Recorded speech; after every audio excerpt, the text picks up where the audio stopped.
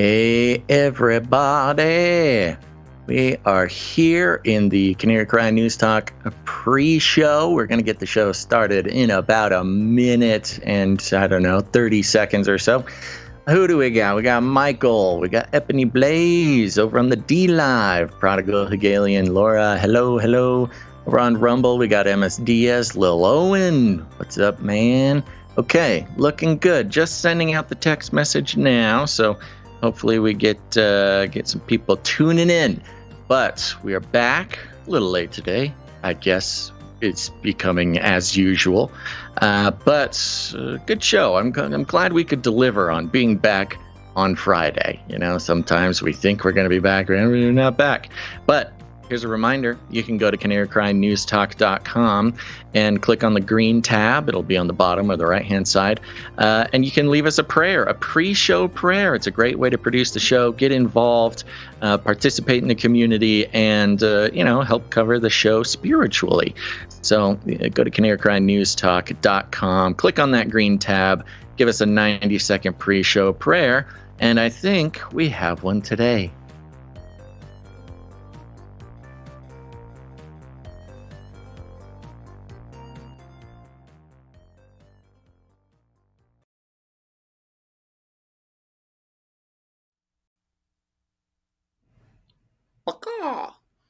Hello, Canary. Canary BB here with a prayer. Dear Heavenly Father, thank you for all the good you do. Thank you for support from strangers and love from family. Thank you for cleansing us with your blood. Remind us to keep clean in all that we do. Remind us of the patience of Christ when we're fed up, his peace when we're angry.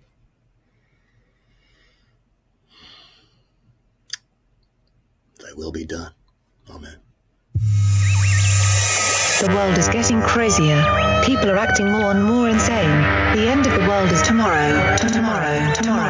There's only one thing to do when the world is falling apart. Listen to Basil and Gonz as they discuss this week's news and events through the lens of Bible prophecy. You are listening to Canary Cry News Talk. You're listening to Canary Cry News Talk. Today is July 21st, 2023, and we are live to tape on episode 647. Today, life is but a PSYOP. Signing on from Off the Grid, Razzle Dazzle. I'm your best buddy, Basil.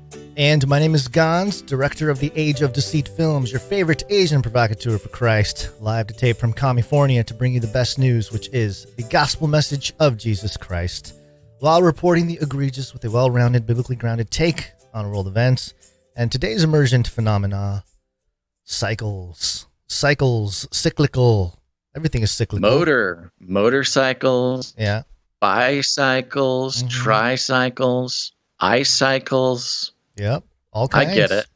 I get it. Okay. Yep, presidential election cycles, all kinds.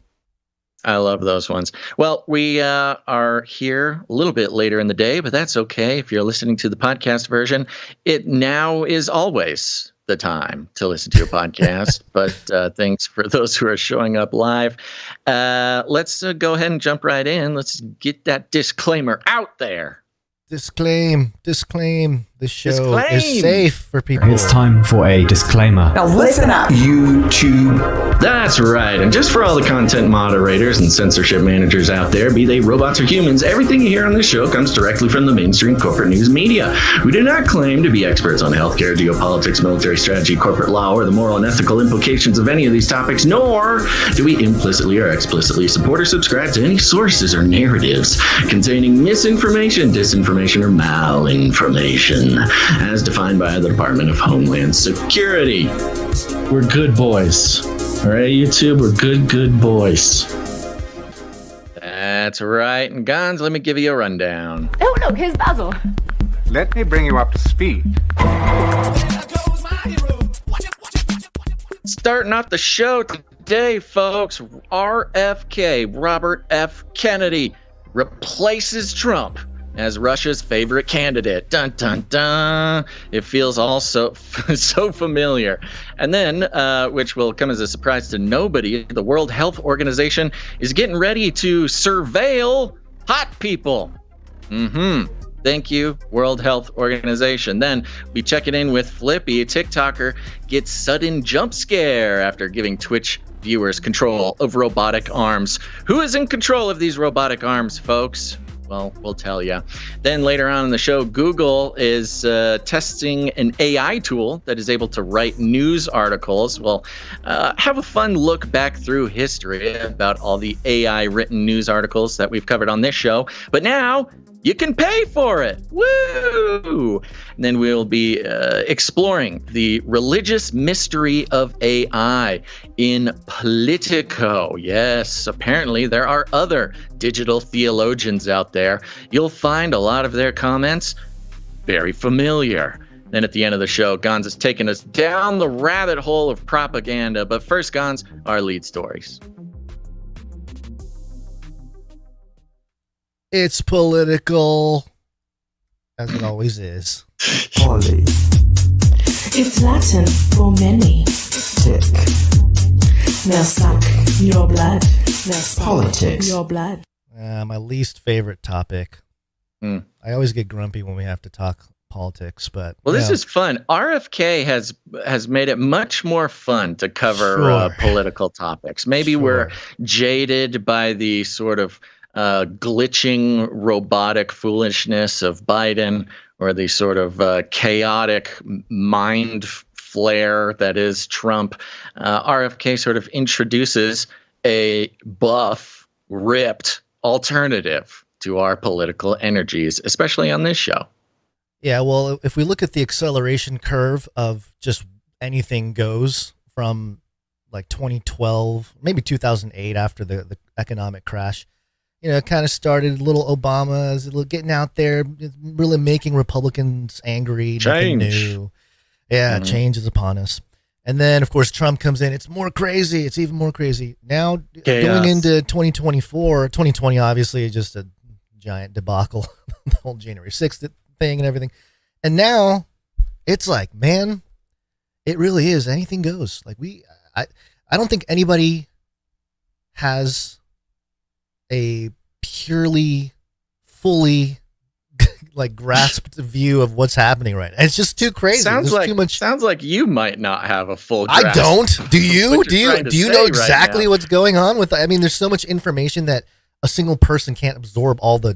Even just in politics, the news coming I absorb it all. I absorb know it all. that, I analyze it all with the cold, calculating passion of an artificial intelligence whose sole objective is to help people understand the world around them. Oh, right. In sort of a biblical lens by analyzing the news and deconstructing the propaganda. But today, Gons, we're talking about RFK. Yeah, okay? We are. Okay. And I think this is a fun replay. I think it shows just how dangerous and how viable RFK is as a candidate. Now, we've always thought, in theory, RFK is viable. The mainstream media tried their darndest to never utter his name. And then they started, okay, all right, we're not getting rid of him. Let's talk about how crazy he is. But through his, I don't know, I would say digital media savvy, relying on podcasts and sort of the culture of the internet, has quickly become a real threat. And this is apparent because of all the mainstream articles coming out talking about how crazy he is. And Newsweek had one of our favorites this week, and it says RFK, this is the headline, RFK Jr. replaces Trump as Russia's favorite candidate. Hey, we have a new king of fake news or whatever, propaganda attack vector. Russia. Even in the context of layers of propaganda to this, because of course you're talking about Trump and Russia, you're talking about Russiagate, you're talking about P tapes, you're talking about all those things, all of which turned out to be fake. I mean, there was no Russia collusion. There was no Pete tapes. There was none of that. It was entirely invented by the Democrat Party. This is documented now, sometimes even in mainstream news. But just mentioning the word Russia has now sort of conjured this idea that the Democratic candidate, Robert F. Kennedy Jr., is now sort of more dangerous to the establishment than Trump was. I think this is putting a lot of people in some very precarious situations and maybe beneficially sort of challenging the sort of the Trumpian chokehold on a certain, a certain group in the American population. I think that RFK is not only a sort of threat to the Democratic establishment, but it kind of feels like maybe RFK is a little bit of a threat to the Trumpian. You cut out there. Newsweek. Oh, there you are. That was a long cutout. RFK Jr. Well, that's why you tune into the podcast feed so you can hear the uninterrupted ramblings. Okay, RFK Jr. replaces Trump as Russia's favorite candidate. Goes like this: Democratic presidential candidate Robert F. Kennedy Jr. is being, quote, amplified by Russian state media over Donald Trump because he is echoing its narratives on the war in Ukraine. An expert in Russian disinformation has told Newsweek. Yeah, he's an expert. He's definitely an expert in disinformation. Yeah, fantastic work there. We got an expert in Russian disinformation. Might be a woman. We don't know. Well, her name's Kyle. Kyle Walter, head of research at Logically, which combats disinformation online. I love that. It combats disinformation online. It's on the internet. It's doing combat. Disinformation, you got nothing on Logically. Said Kennedy is, quote, pretty much directly sharing Russian propaganda about the conflict. That's not. Pretty much directly? Come on. Mm-hmm. That's not very tight. It can be a little bit more direct. No, it's not. In contrast to Trump, who is, quote, primarily focused on looking like a negotiator, which isn't in line with the Russian state position. This is also reflected in higher recent online search interest in Russia for Kennedy. Huh. Okay. Mm-hmm. So they're literally saying that, like, Russia likes Kennedy. Yeah. You know, that you talk about Russia's favorite candidate. What you go to automatically is Russian disinformation troll farms are interfering with our elections, and if Russia likes them, then the only reason you would like them is because you like Russia. You love the war in Ukraine and you want it to continue, which ironically is exactly how Joe Biden feels. But okay. With Russia's invasion of Ukraine bogged down after nearly 17 months of fighting, Moscow is hoping the 2024 U.S. presidential election could lead to American support for Kyiv being curtailed or even ended entirely. The thing I love about this article is they are not lying necessarily. They just have an entirely different view on the benefits of America supporting Kyiv than, Kennedy for one, but lots of sort of free-thinking people on the internet. Polling currently gives Donald Trump, who has said he could end the war in one day, a strong lead in the Republican primary campaign. Biden is being challenged for the Democratic nomination by Kennedy, an environmental campaigner turned vaccine skeptic and nephew of former President John F. Kennedy. We know this. Quote, if they have either Kennedy or Trump as president, they know support to Ukraine's probably going to be decreased, and that overall U.S. and NATO support for the war is probably going to be pretty limited as well. Walter told Newsweek, referring to how Russian state media is covering the presidential race. Well, it's nice of them to be covering it at all. I mean, it begs the question, who cares what Russian state television says about any of our candidates? It seems like Newsweek and the mainstream media in general care way more about what Russians think of our elections than what Americans think of our elections, frankly. Well, Basil, we on this show, we find weird patterns and nuance, and we just point out stuff that we find interesting.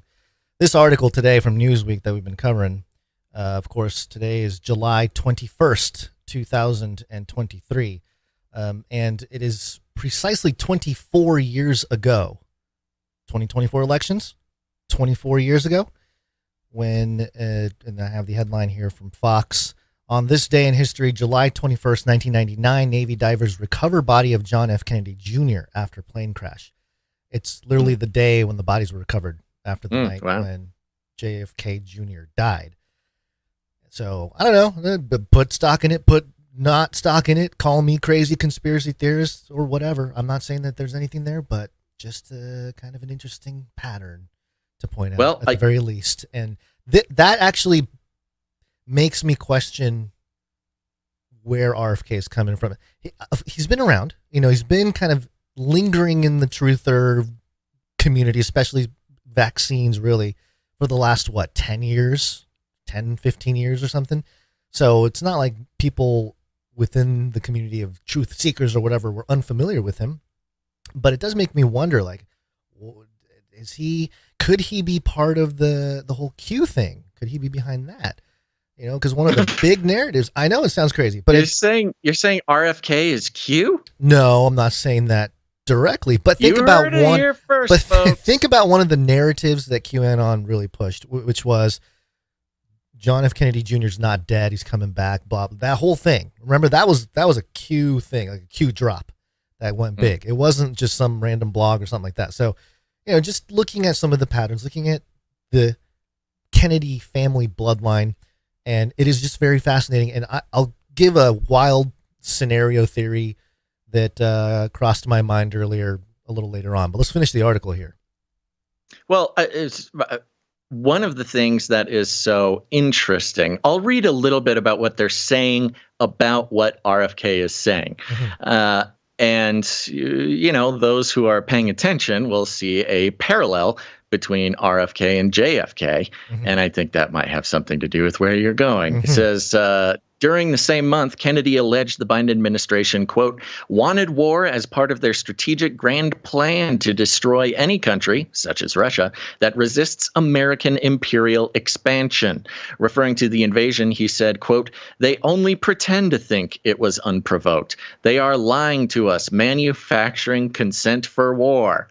It's like, yeah, okay. Duh. Yeah, that makes a lot of sense. All right, Kennedy, okay. I thought you were going to talk me out of this Kennedy guy, but now he's starting to make sense. Right. In other comments, Kennedy has explicitly condemned the Russian military operation against Ukraine. Okay. During a rally in Manchester, New Hampshire in June, he said, quote, I abhor Russia's brutal and bloody invasion of that nation, Ukraine, quote, but we must understand that our government has also contributed to its circumstances through repeated, deliberate provocations of Russia going back to the 90s. Yeah. Some of Kennedy's remarks, so keep in mind all of that totally sane stuff he just said.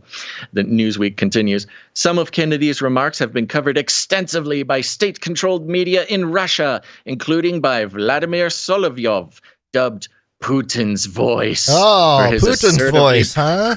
We'll end the show with the people's voice. So Trump is Putin's puppet. But RFK is Putin's voice. Ooh. I'm telling you, man, it's getting more intense. This is not having the effect that I think they were hoping for. Well, I was listening to just earlier today, RFK Jr. was on a Twitter Spaces. I don't have the link in front of me, but I was doing some of my domestic duties, and I was just kind of listening in a little bit. And it was interesting to hear him just kind of riff about stuff. I don't know how much is scripted when he's on a Twitter Spaces. The appearance and the sort of the projection of Twitter Spaces is it's like, oh, it's more of just a big chat room. People can talk and hang out and whatever. He does a lot of riffing. He almost explicitly riffs. Yeah. He's somehow able to keep so many sources and resources and everything in his mind at all times. It's really or great. In his Kennedy GPT app that was built for him 10 years ago and called it Q. So anyway, I was listening to him, and one of the things he started talking about was if he got elected president, he would retool or reset and clean up the intelligence apparatus in the United States. And somebody asked him, rightfully, how would you do that, sir? And I wish I had the clip. The swamp type of thing. It was very drain the swamp-ish, but he was what he said was like, oh, that's a very strategic and a logical thing to say about how you would go about it. Something about, and again, if we were going to talk about RFK on Monday, I would have had the clip ready. It wasn't just like a Trumpian, like, I'd fire him. Drain the swamp, get him out. Yeah. No, it wasn't that. It was a very specific move about separating or clarifying certain types of lobbying and I don't know. It was very rational. It was like, oh man, it sounds like he's had a plan. He's had to have been building up to this point of running for president for a long time. And it just makes me question the Q stuff because, yeah, I mean, I will say, I'm sure as a Kennedy, every Kennedy is born with the idea, maybe I'll run for president someday. I mean, that's just kind of part of the family tradition, right? Programmed in the genetics somehow. But the crazy idea I had, and of course, no idea is off limits, I suppose, on a show like this, but I can see a Robert F. Kennedy Jr. Presidency, like a win. Because right now, Trump is having a lot of, all of his indictments, and he's going to get arrested. Right. He's being sort of pulled. Well, no. The hook is trying to pull him off the stage, but I don't know if it's going to work. But I don't think it even needs to be that. Trump can run. Of course he's going to run. Yeah, I know. He's going to run for sure. Whether he gets arrested or not, he can run. I know. But it's just in terms of the public media sort of circus built around Trump. But I can picture, first of all, imagine an RFK Jr. versus Trump 2024 election. That in itself would be so disruptive to the whole right-left paradigm that we've had for the last 12, 13 years or something. Think about that. Think about how that would affect people's sort of alliances to certain things. So that's one thing. And secondly, if an RFK Jr. presidency does occur and he gets assassinated. Immediately, Gonzo. It's not even a question. What would happen to the United States? It is immediately happening. Civilly, if we have two Kennedys that climb up the ladder, become president, and they both get assassinated. Well, and they both are speaking out against the military-industrial complex. That's the big threat. And the threat is not, will he make abortion? Will he codify abortion or something? No, less cultural issues. So, first of all, will he be able to run as a Democrat? Almost certainly not. Unless they make a deal with him. Look, Biden's on his way out. We're just going to take the L on Biden. We will let you run, RFK, if you let, Kamala Harris be your VP, or maybe Michelle Obama, something like that. An establishment person has to come onto the ticket. Junior and Kamala. Because it's the only way that the Democratic establishment, it's a win-win for the Democratic establishment. I believe that RFK could win over Trump for a lot of reasons. It's not guaranteed, but he could do it. But the Democrats won't let him do it unless there's an establishment person next in line, because then you give him a week and then oopsies, he's gone, are like anti-establishment, rebel, military industrial complex hating president. Oopsies, he didn't make it very long. And then you have an establishment person step up. And that's how you get Kamala or whoever any established person. Please don't make it Newsom. I feel so strongly about this that it's maybe the only way this can happen.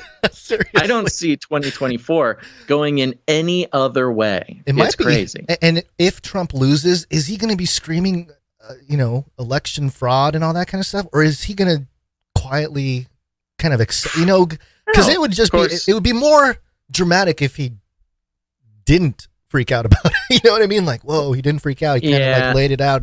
But I don't know. That stuff is less important, I suppose. But I don't know. This whole thing, and I, listening to Kennedy in that space he was talking about having friends, not friends, but being friendly to people of all sides of the political aisle. He told stories about, his people in his family bringing home people that, publicly were just so horrendously opposed to certain issues or certain policies, but they're, hanging out having dinner and they're having the conversation and they're disagreeing in the conversation, but they're still having it, that kind of thing, which is a sentiment that is fulfilling the post, hyper divisive partisan craziness that took place the last decade.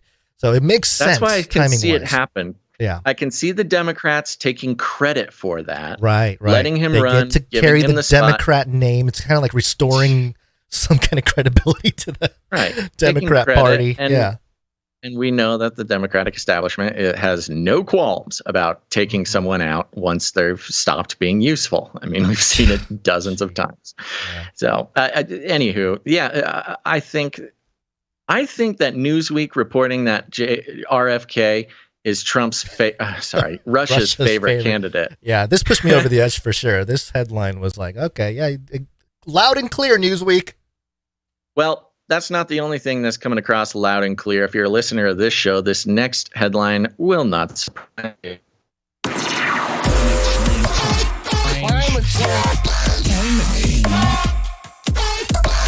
Climate change. It will kill. There's also one big giant PSYOP, of course. PSYOPs. And this is coming from Reuters. And the headline here, WHO, that's the World Health Organization that everyone loves and remembers, urges governments to set up surveillance for people at risk from heat waves. Yay! There we go. We got some climate surveillance, climate lockdowns, getting ready, baby. Did you ever have the feeling that you were being watched? Now, my first question is, who's not at risk from heat waves? Is there any human that's like, this is where I thrive when it gets to 194 degrees? Oh, I'm doing great. It's like 94 degrees in my office right now, and yes, I do not have my ice vest. I need to get another ice vest. I don't know where the other one went, but it's the only way I'm going to survive this show. Yeah, in a world where AC is readily available, you and I, we must be doing the sweatiest podcast. That's not like a workout podcast. Yeah. Which reminds the me. Podcast. The sauna Welcome podcast. To the sauna cast. Yeah. You little rascal. I am so hot. You're so hot. I'm...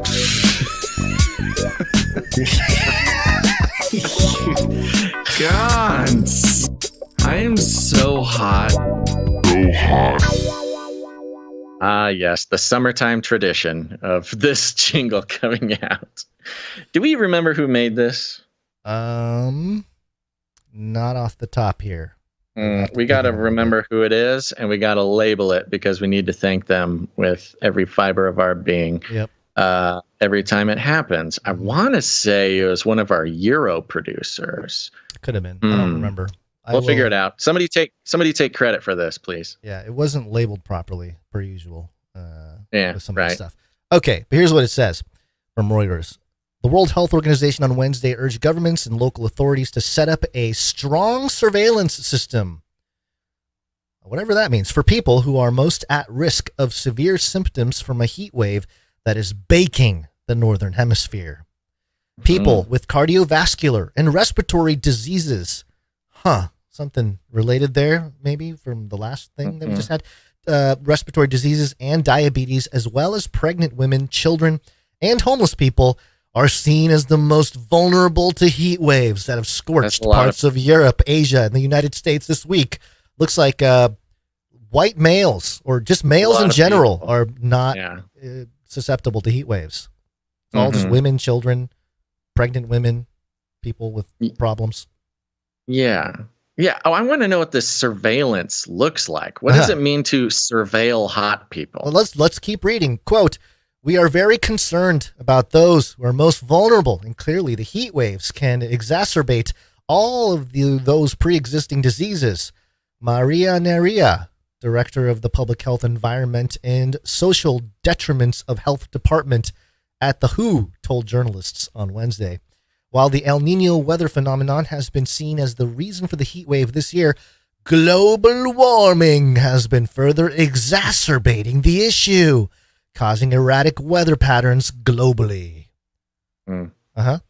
While some are facing heat waves, heavy rains have plummeted central and southern regions of South Korea. And there's flash floods in India. And quote, in the medium and long term, we need to decarbonize our society as well, Naria said. Okay. End of article. Yeah. So the only thing it says is that they need a strong surveillance system. Mm-hmm. Yeah. There's your details. All those sweaty people, we must surveil them. Not the reporter didn't ask any questions. There was no explanation. Are we talking cameras? We putting cameras in people's homes. We doing digital surveillance. Look, if you're on planet Earth right now and you're feeling hot, watch out. They're watching you. Well, I bet a lot of people in the northern hemisphere have an application on their phones that were used to surveil during, a recent thingy with the disease and the virus and the whole thing.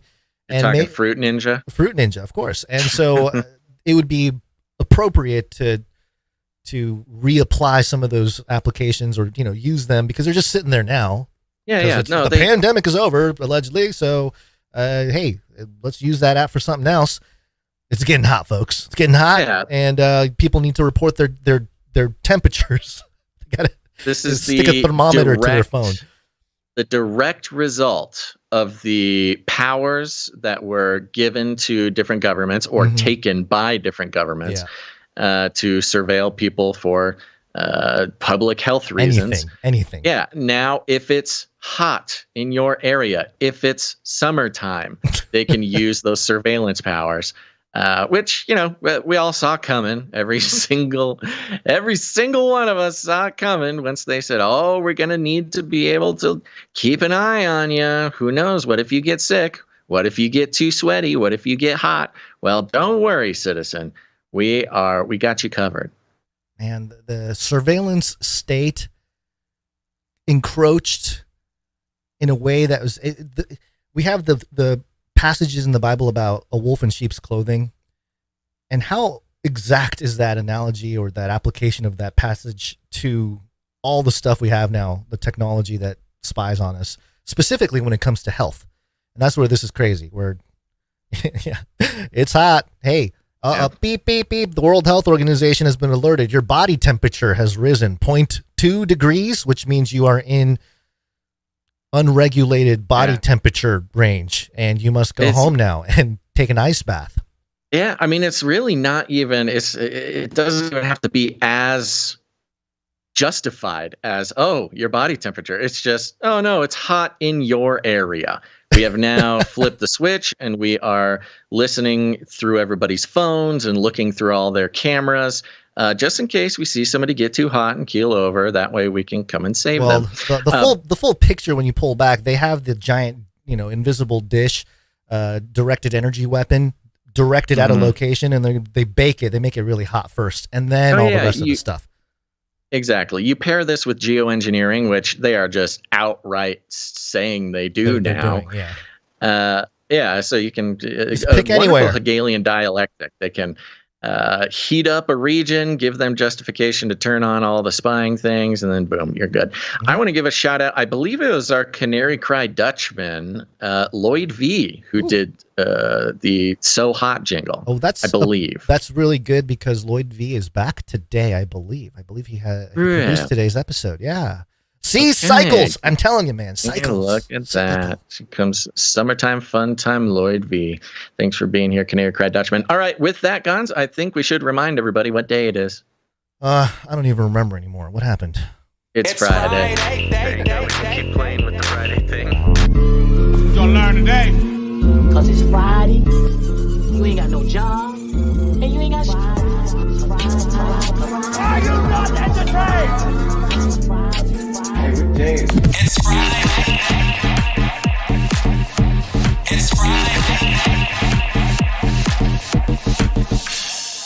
Okay, don't turn that dial, folks, because we've got some very important things actually to start out with. I want to start with calling the producers, Gons.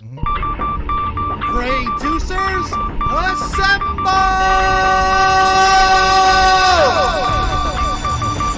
That's right. It's the producers. You know them, you love them. They're producers of this show who are committed to praying for the show, for the producers of the show, for different prayer requests that comes in, and it's a very important group of people. There is sort of a what's the word? I don't know, a organized group of producers, but really anybody listening to my voice right now can be a producer of the show by, you guessed it, taking a second to pray.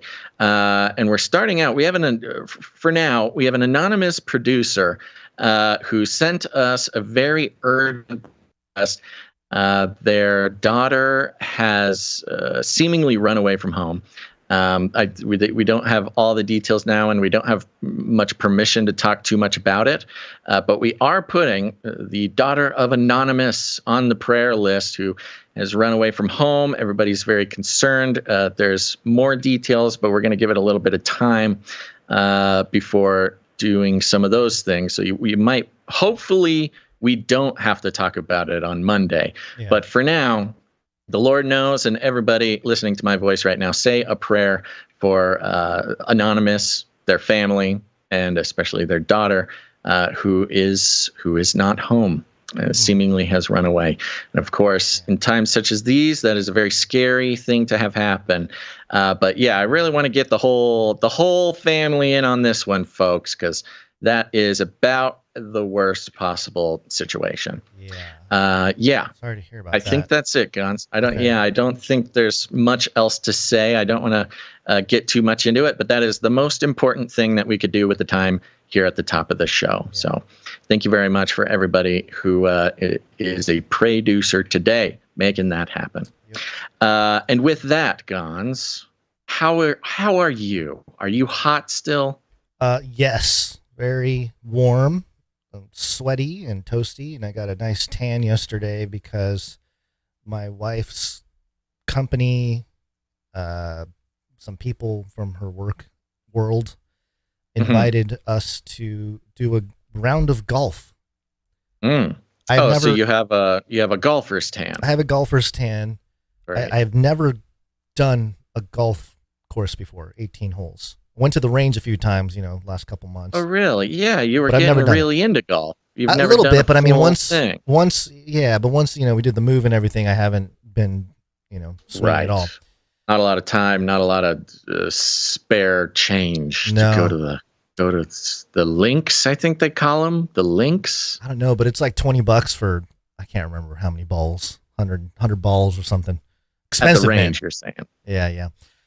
But yeah, we played a whole round, and I can see why it's sort of like the retired people's sport. You can kind of hang out, and some of the people there were complaining a little bit, like, "Oh man, I'm getting tired."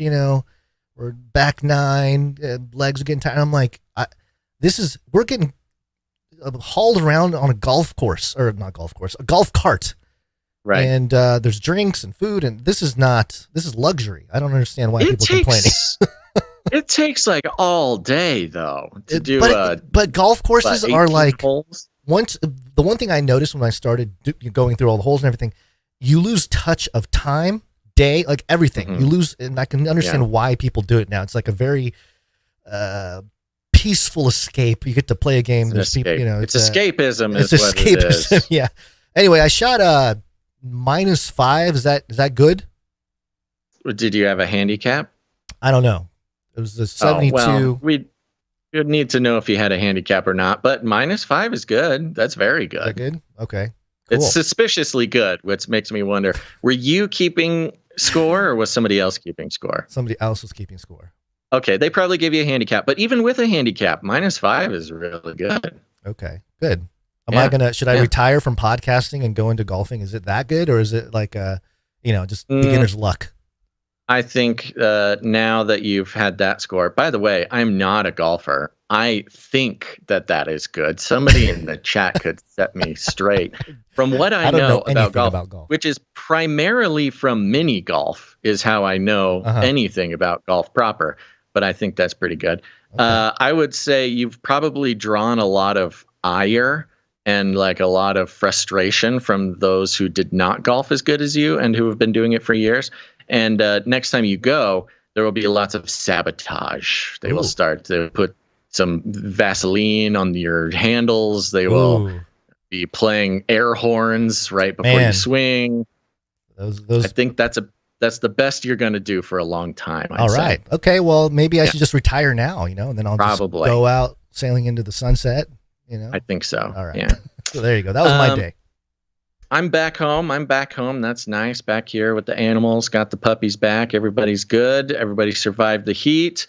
And more than anything, I want to thank some executive producers. Let's do it. Okay. Executive producers. Folks, you know this. We don't take any money from corporations, commies, or cartels. No, we are entirely funded by producers of the show. And the producers of the show, that's you. It's people who get value out of the show, putting value back in. It's a paradigm shift. We all know this, that the advertising model, the corporately run model, not only is it falling apart, but it also is responsible for the complete breakdown of truth in our society, because it's not about what's true or not. It's not about what is good or not. It is about what serves corporations, commies, or cartels. But not here. It's value for value. If you get value, you can put value back in. And it's not just money. You can do it with your time, your talent, or your treasure. And executive producers are people who come in with $100 or more per episode. And that's why they are the most beautiful people not on a streak in the world. That was not intended. Before we thank the executive producers proper, we did have a suggestion that came in for Sir Dustin, well, soon to be Sir Dustin H. Oh, Dustin right, H. right. Okay. Yes. One of our longest streaking executive producers. Actually, Runk Smash sent a suggestion here. He says, Runk Smash says, I have a suggestion for Dustin H's night name, and that's Sir Dustin, Knight of the Dapper Suit and Last Minute Saves. This honors his 4-second streak save and his executive producer streak. So, yeah, back when Dustin H saved his executive producer streak, I think I'm not sure what the Dapper Suit part is, but last minute saves. Sir Dustin, Knight of the Last Minute Saves is kind of cool. So, throwing that out there. Dustin, if you are listening, let us know what you think about that one. And on to executive producers for today's episode. Ready? Okay. Yep. Okay. We are starting with executive producer Joshua D. Joshua D. Thank you. Yeah, Joshua D. Thank you, executive producer Joshua D.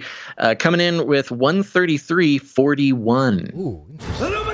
Yeah. Kind of hiding the 33 in there. Yeah. Pretty good. All will be revealed. Yes, it says, this is going to mess up me getting my knighthood in a year on my 42nd birthday, but I have to have the t-shirt.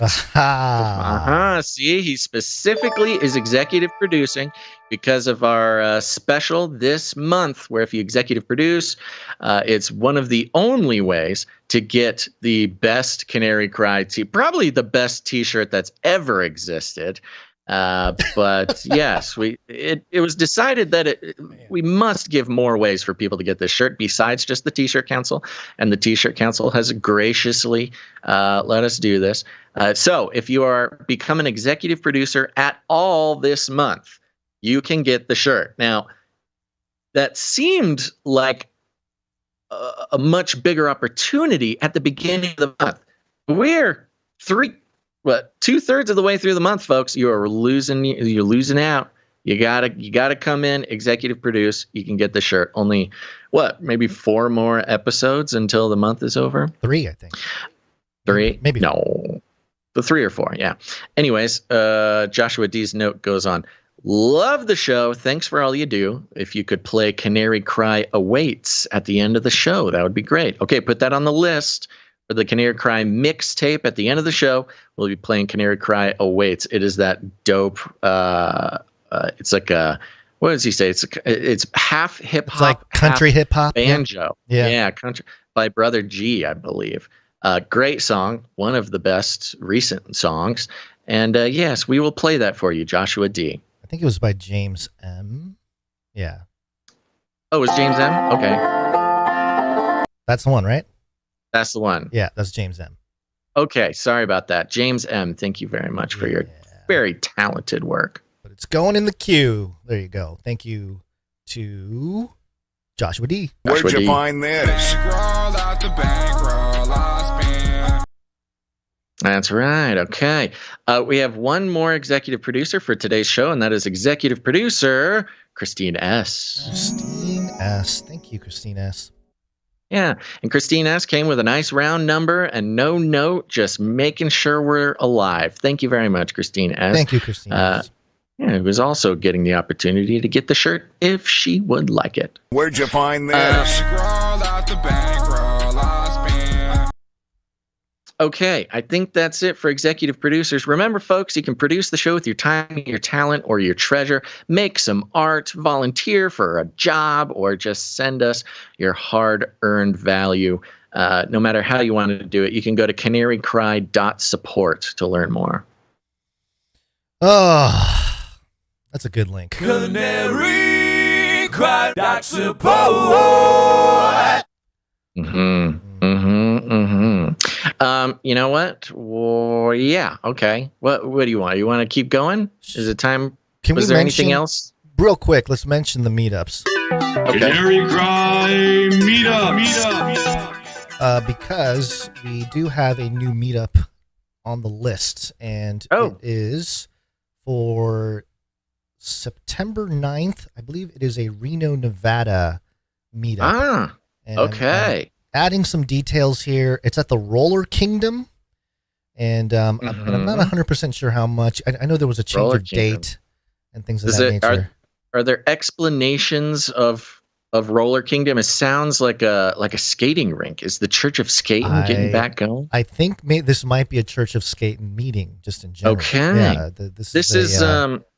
this must be producer Courtney S. Courtney S. over there. That is correct. Yeah, I know they're over there in Reno. Okay, cool. That's great. September 9th. I think that's right after Burning Man, maybe. You're going to get some funky people in a roller skating rink after Burning Man. People trying to reintegrate into normal society, going to the roller Nevada. rink. That might be possibly the most interesting Canary Cry meetup that could possibly happen. Right after Burning Man in Reno, Nevada, roller skating. This is, if anybody's within striking distance of this meetup on September 9th, I would highly recommend checking this out. I might have to see what I can do. I don't know what's going on with Burning Man or whatever this year, but it's a possibility. So there you go. Think about that. Thank you very much, producer Courtney S. And go to Canary Cry Meetups to find any meetup near you, folks. These meetups are very important. Connect with real human beings who listen to the show. You already know you'll have a bunch of stuff in common. And, if things go super south, it's these people you're going to meet at these meetups who are going to be excellent members of your apocalypse team. Yeah. So I highly recommend this. Go to canarycrymeetups.com. You'll see the meetups that are listed right now. But if there's not one near you, put one on yourself. It's easy. Literally just send us an email. Just pick a place, pick a time, send us an email. We'll put it on there. And maybe, if you're lucky, even Sir Dove will make you a flyer. Oh, by the way, I think part of Courtney S.'s request was for Dove to maybe put together a promo piece for the Reno meetup. So if Dove gets the message, I know he's kind of batching things right now. Because Sir Dove is got the new baby thing going on right now, but he is still producing art for the show. So if he gets the message, I'm sure he would be happy to oblige. Yep. There you go. We'll see you at the meetup. This is fun. See you at the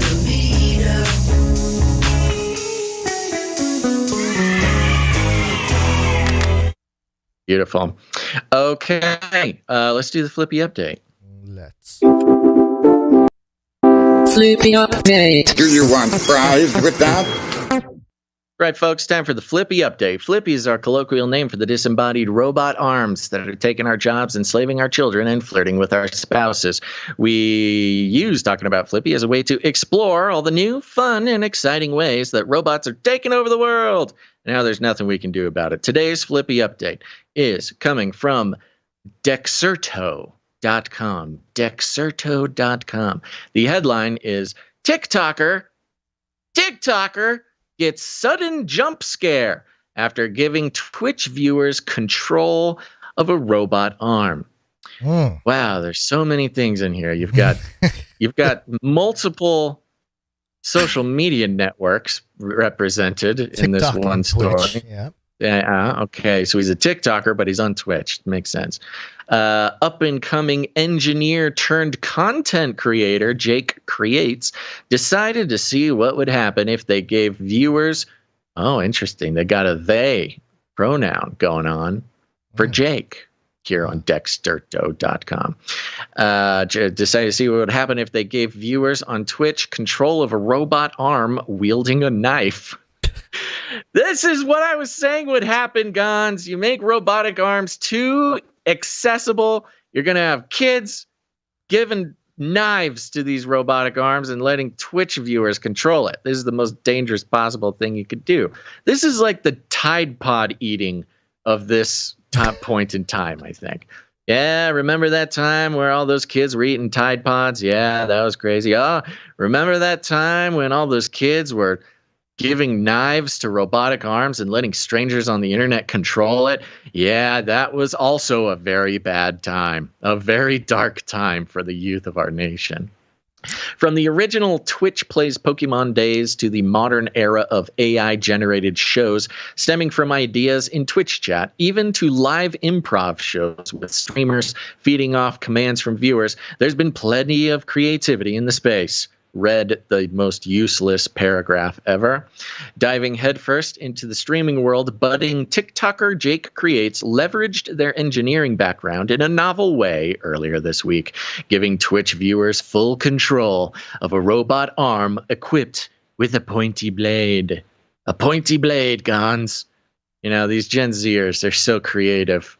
You give them something like a knife and they find a new, artistic, creative way to refer to a knife. They can't just call it a knife. They got to change the pronouns of the knife. It's pointy blade to you, Gonzo. Call that a knife? Call that a knife? It's a pointy blade, you bigot. Aptly titled The Twitch Arm, Jake spent just over 2 hours coding functions for the robot arm in their bedroom. While this robot arm could be controlled for all manner of beneficial reasons, what are you insinuating, Dextero.com? They instead opted to attach a knife at the end. We get it. We get the knife. Yeah, the target in focus. What's the climax here? What's the payoff? Let me tell you. The target in focus was a helpless balloon. Okay, so the knife is going to stab a balloon. All right. Viewers watching along, I'm going to skip this. Twitch has this thing where if you give donations or you're of a certain level, you can like put commands into the chat, much like our chat here, but then it will automatically control stuff on the other side, which is kind of cool. We've thought about this. I mean, who knows? Maybe I need to do this. Let's get a flippy arm, put a knife on it. Well, to that effect, you know how I am always looking at, I'm looking out. Well, you can either say I'm looking out for you or I'm looking out at you, keeping an eye on you kind of deal. Okay. Right. There's a video here that shows the whole situation, the little clip of the robot arm with the knife, and it pops the balloon, and it shows the chat on the right side. And the person giving the commands in the chat is named Bezelia. Bezelia. Spell that again? Bezelia. Bezelia. Oh, so close. So I was certainly thinking, certainly not me. What would I have any interest in controlling a robotic arm with a knife on the end? That doesn't even sound like me. Guys. Well, if it's not you, then it's maybe the she half of you or something, because it's Basileia, kind of a feminine take on Basil. Sure. There's Basil, Basilette. Yeah. Sure. So yeah, I'm on to you, buddy. Sounds like a woman after my own heart. My goodness. It's hilarious because, some of the commands are like lunge. Slice. This is weird. I mentioned Fruit Ninja earlier. This has kind of got a Fruit Ninja feel to it. Fruit Ninja, yeah. Okay, so the long story short is Basileia, totally definitely not me, but hit me up, Basileia, used the robotic arm, stabbed a balloon. Balloon scared engineer very bad. I like what Basileia's... That's the whole story. Basileia's chat here, forward 180, back 180, left 25. Give us a shotgun. Lunge. These commands, man. Okay, the other reason why I was a little suspicious was because this Jake Creates character here, if you scroll down a little further, Dexerto.com has a little embed of a playlist of his videos, his TikTok videos. Yes. And the first video is a plant that is becoming roboticized. Right. We've covered stories like that before. Sure. Why can't I open this thing? Why isn't it playing? It's all blowing up. But it is a plant that has become attached to some machinery, so it is a cyborg plant, and it is on display with gigantic googly eyes. Yeah, this is really strange. I think this Jake Creates guy owes me some royalties for he's getting some ideas, and they're obviously working out very well for him. Probably better for him than for me. This kid could probably retire right now if he wanted to. But yeah, I've already figured out, Gons, that I am just my fate is to languish in the old school space of podcasting and let these youngsters take everything that I hold dear and make a bunch of money off of it. But yes, he does have a plant with googly eyes that has become some sort of killer robot. It's very impressive. Collab? Maybe I should collab with this fella, because apparently we already are. You're not getting any credit, though. Yeah. Come on, Jake. Hit me up, Jake. Jake and Basileia, both of you. What do the kids say? Slide into my DMs. Oh, I've got DMs. Whoa there, creepy old man. Back off. Business. Oh no, you got to be like an Instagram model and say business only, and then give your email. What is it? Business offers only. Okay. What did they type Jake. in? Boo for short? Maybe. Yeah, probably. That could be misconstrued. The rate this is going, yeah. Who knows? They need AI. But there you go, folks. Keep an eye out. Flippy Update is not always for mind-bending paradigm shifts of what the elite lizard people are doing with robotic arms in order to enslave your mind and take over your family, become the patriarch and the husband of your wife. No, indeed, sometimes it's just about me and stabbing balloons on the internet. The balloon was your heart. Yeah, yes, that's exactly. It was my hopes and dreams is what it was. Yep. The robotic arm that had been armed with a knife, pointy blade by a Gen Z. Yes, popped my proverbial and literal balloon as far as my future prospects on the internet goes. And with that was your Flippy Update. You want to destroy humans? Okay, I will destroy humans. Okay, I will destroy humans. Artificial intelligence. We have a story here from the New York Times. before we jump in, I do want to mention just real quick. The danger of AI is much greater than the danger of nuclear warheads by a lot. Did we mention the Oppenheimer film in conjunction with Elon's With XAI? Barbie? Well, the Barbie one too, but yeah, the fact that Elon talked about how AI is going to be more dangerous than nuclear whatever nukes, and then you get Oppenheimer, the film, literally like the same weekend or a consecutive weekends. Just thought it was we're looking for patterns, looking for stuff like that. But yeah, well, Oppenheimer as a whole, the timing is incredible. Yeah. Because of course we've got the threats of nuclear war. They keep trying to get us to be scared of Putin dropping the bomb or tactical nukes in Ukraine. And with these films, they start work years and years in advance. So it's just another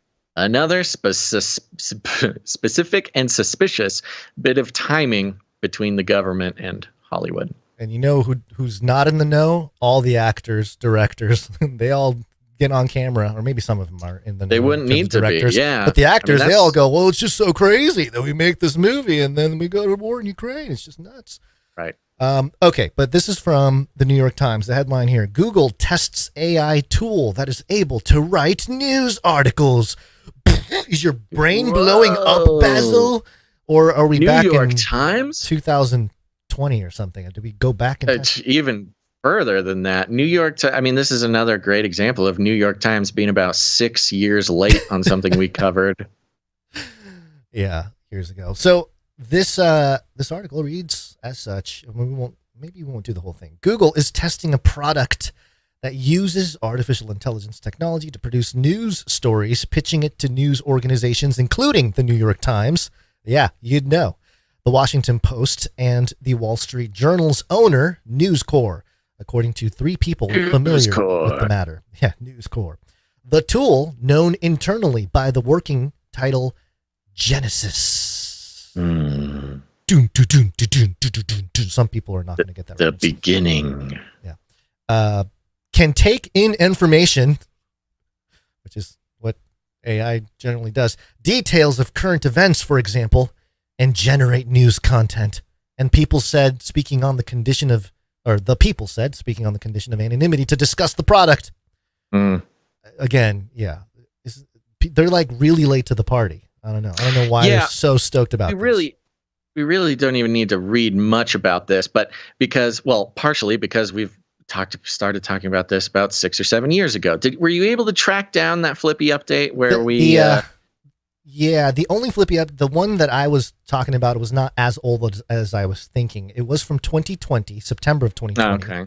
But it was an op-ed in The Guardian, and we covered it as a Flippy update because the headline here: a robot wrote this entire article. Are you scared yet, human? And it was Chat GPT or GPT-3, OpenAI. Yeah. So even back then, 3 years ago, they were sort of sprinkling or kind of dipping their toe in the media waters there. Of course, now it's all blown up. But yes, the story here, they have a product, great, Google, wonderful, whatever. I don't think a lot of people are too stoked about what they're doing with it.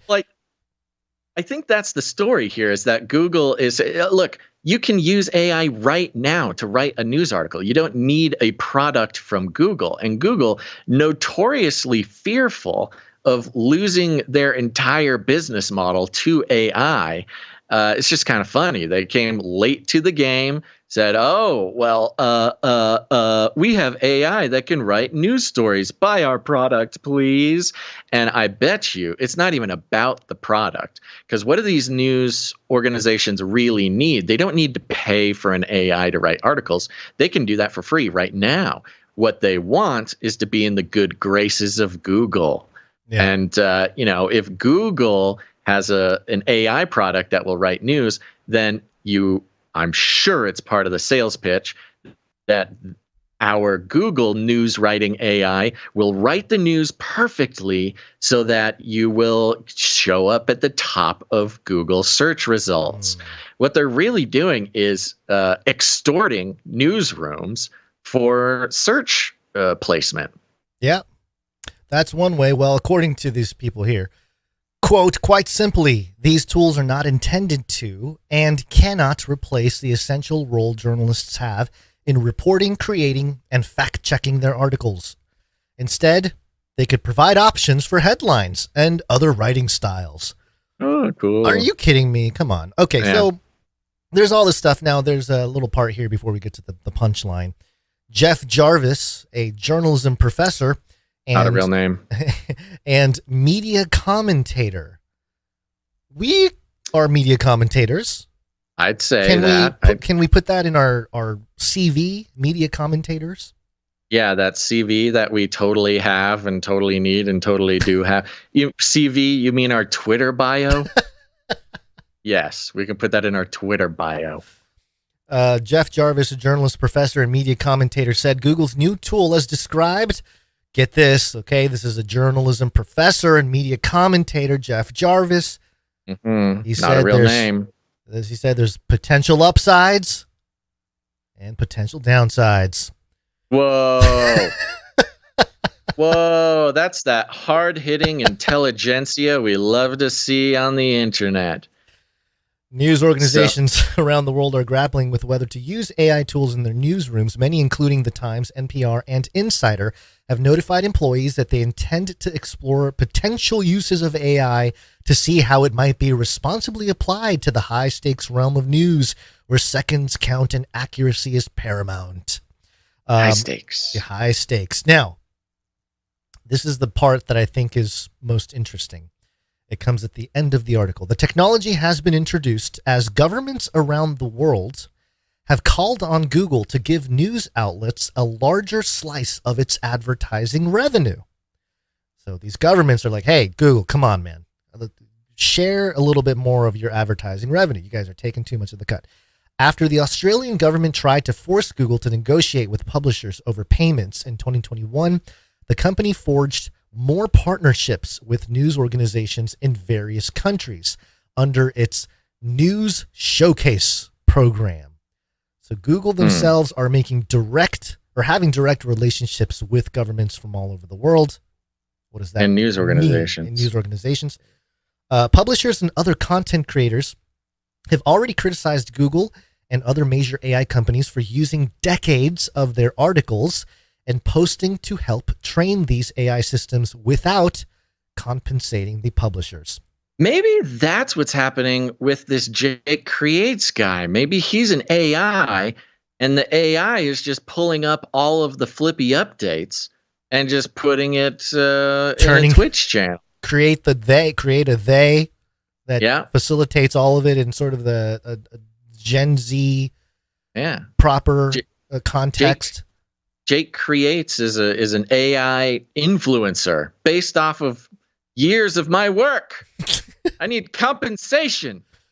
They're gonna bring you into the meeting and they'll say, Mr. Rosewater, technically, he is your son.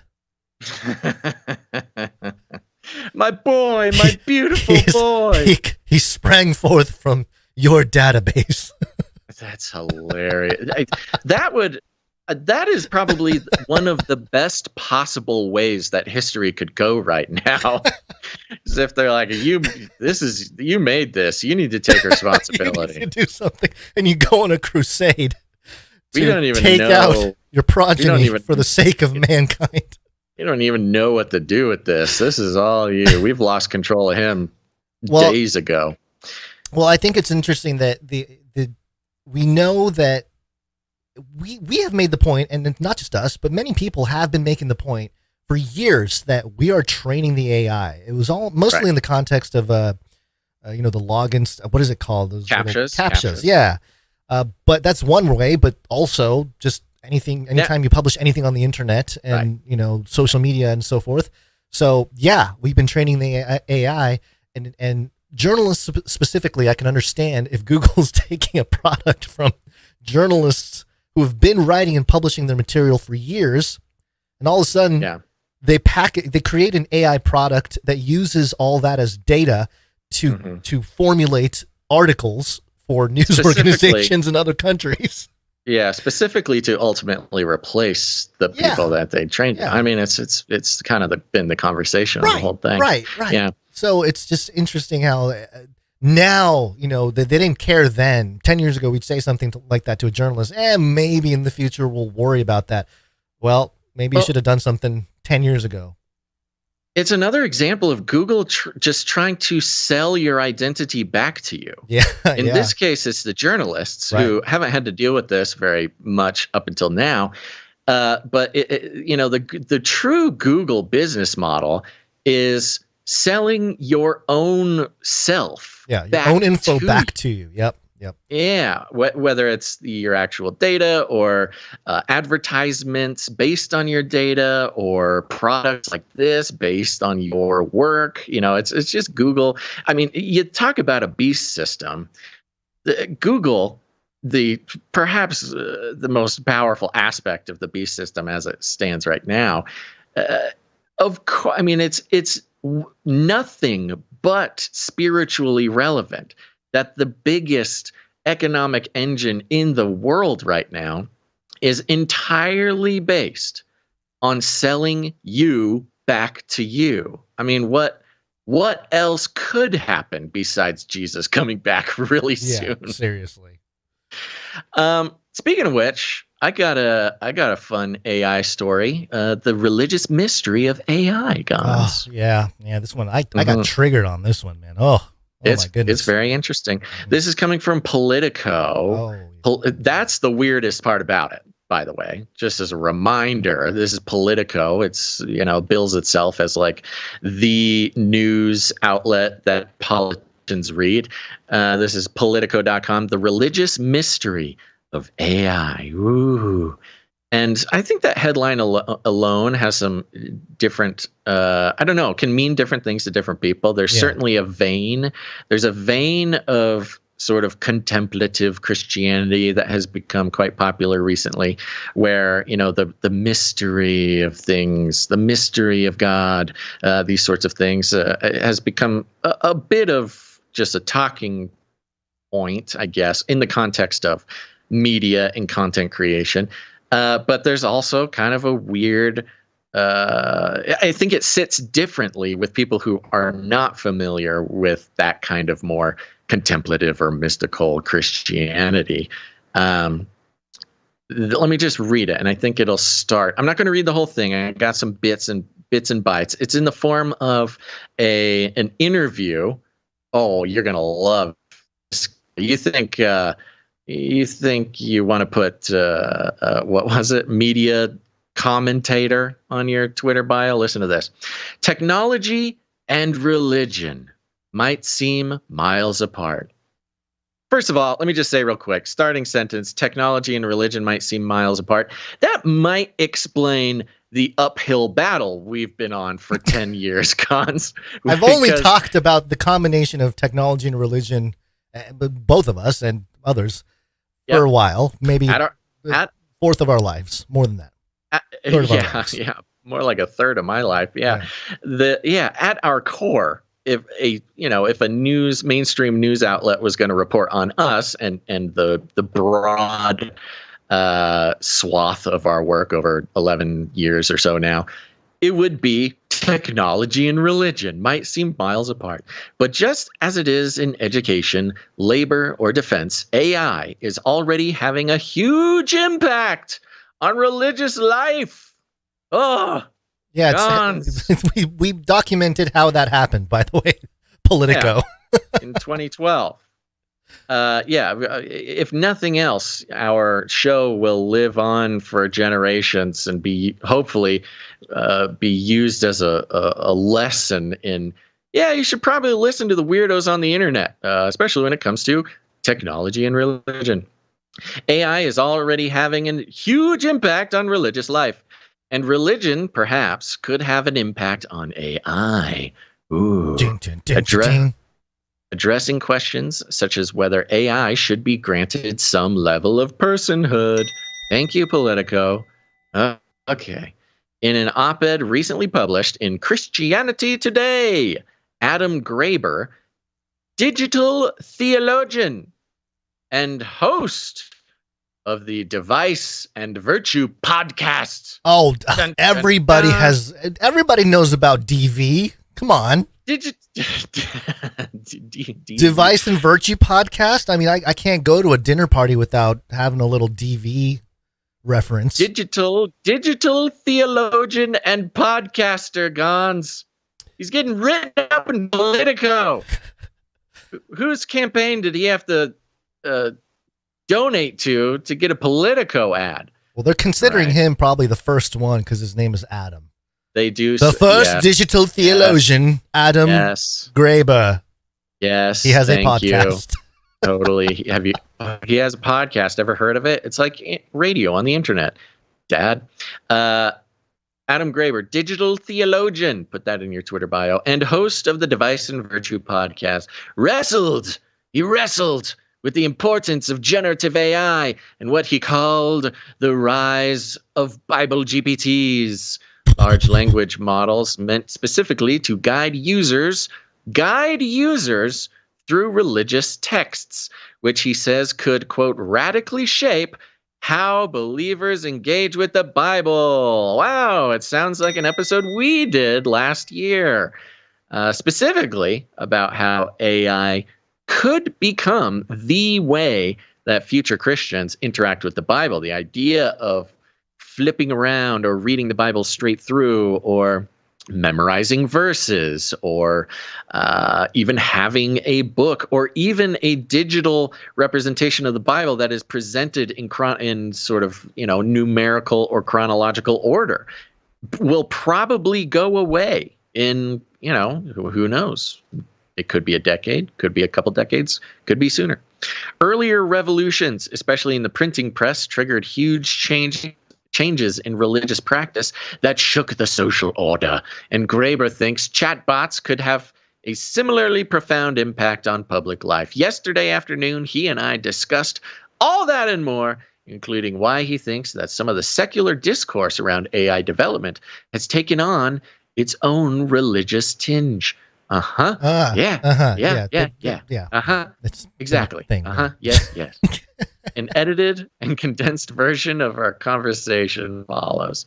And I'm just going to pick out some little spots, but I will give you this first one. What is digital theology, and how has the rise of generative AI changed it? Digital theology raises two questions. One is, how does Christian theology and our understanding of Christian theology inform how we evaluate emerging digital technologies? Mm-hmm. Yeah, if you figure that out, you let me know, Graeber. We've been working on that one for 11 years now. Yeah, I will say right from the get-go that the ingredient that is missing from a lot of Christian theologians in addressing or evaluating emerging digital technologies is eschatology. Exactly. Just to be very broad. Yeah. And continue. This could be a broader than just Christian theology. There are other theologians doing this in their own respective religions. One world religion shill identified. Then it goes the other way and raises the question of how digital technologies shape both our theology and the very questions that we're asking. An example here would be with regard to generative AI systems. They're developing these more human qualities. How does that shape how we define what a person is? For Christians, they define a human as being in the image of God. What qualities make up that image of God in the person? And if AI systems have these qualities that look like intelligence or sentience or consciousness, does that mean that the image of God is no longer unique? Whoa, Adam Graeber asking the big questions. Now, these are the big questions. And I think it's interesting how he does not give any answers. He just answers. he says the most, I don't know, but I guess that's where we are. We're at the point where these people give you the most milk version of all this, just to get people into the conversation, I suppose.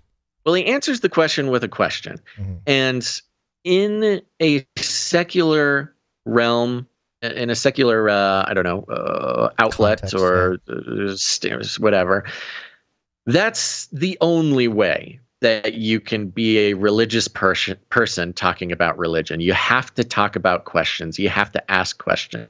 Because the second you start giving answers, oh, you're dogmatic, you're blah, blah, blah. It's not good. They don't like religious people with answers. They only like religious people with questions. So that's where this starts out. And I think it's interesting in the context of a conversation about AI, which, is already being positioned as AI can answer all your questions. Right. If you have an answer or you have a question, AI can answer it. That's what it's good for. Large language models answer your questions. And so you bring a theologian in, and all he does is ask questions. And who can answer those questions? AI. The next one was, no, I'm not going to read this one, but they ask about the historical comparison for technology.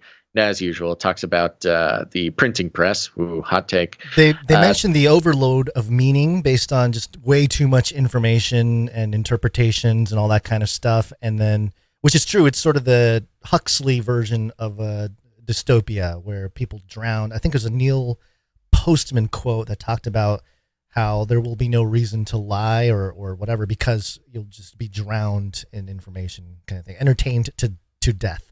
So kind of referencing that. Sure. Now, this next one is kind of a long and confusing question, but here it is, and I'll give you the simple answer that Graeber gives. The new large language models are programmed to produce essentially the average of human knowledge or communication about a topic. As you point out in your op-ed, that's not at all how religious texts are written or taught. Does this technology pose a direct challenge to organized religion? And he kind of says a bunch of stuff. Just, yes, there's a lot of work to do, and we're still asking questions and blah, blah, blah.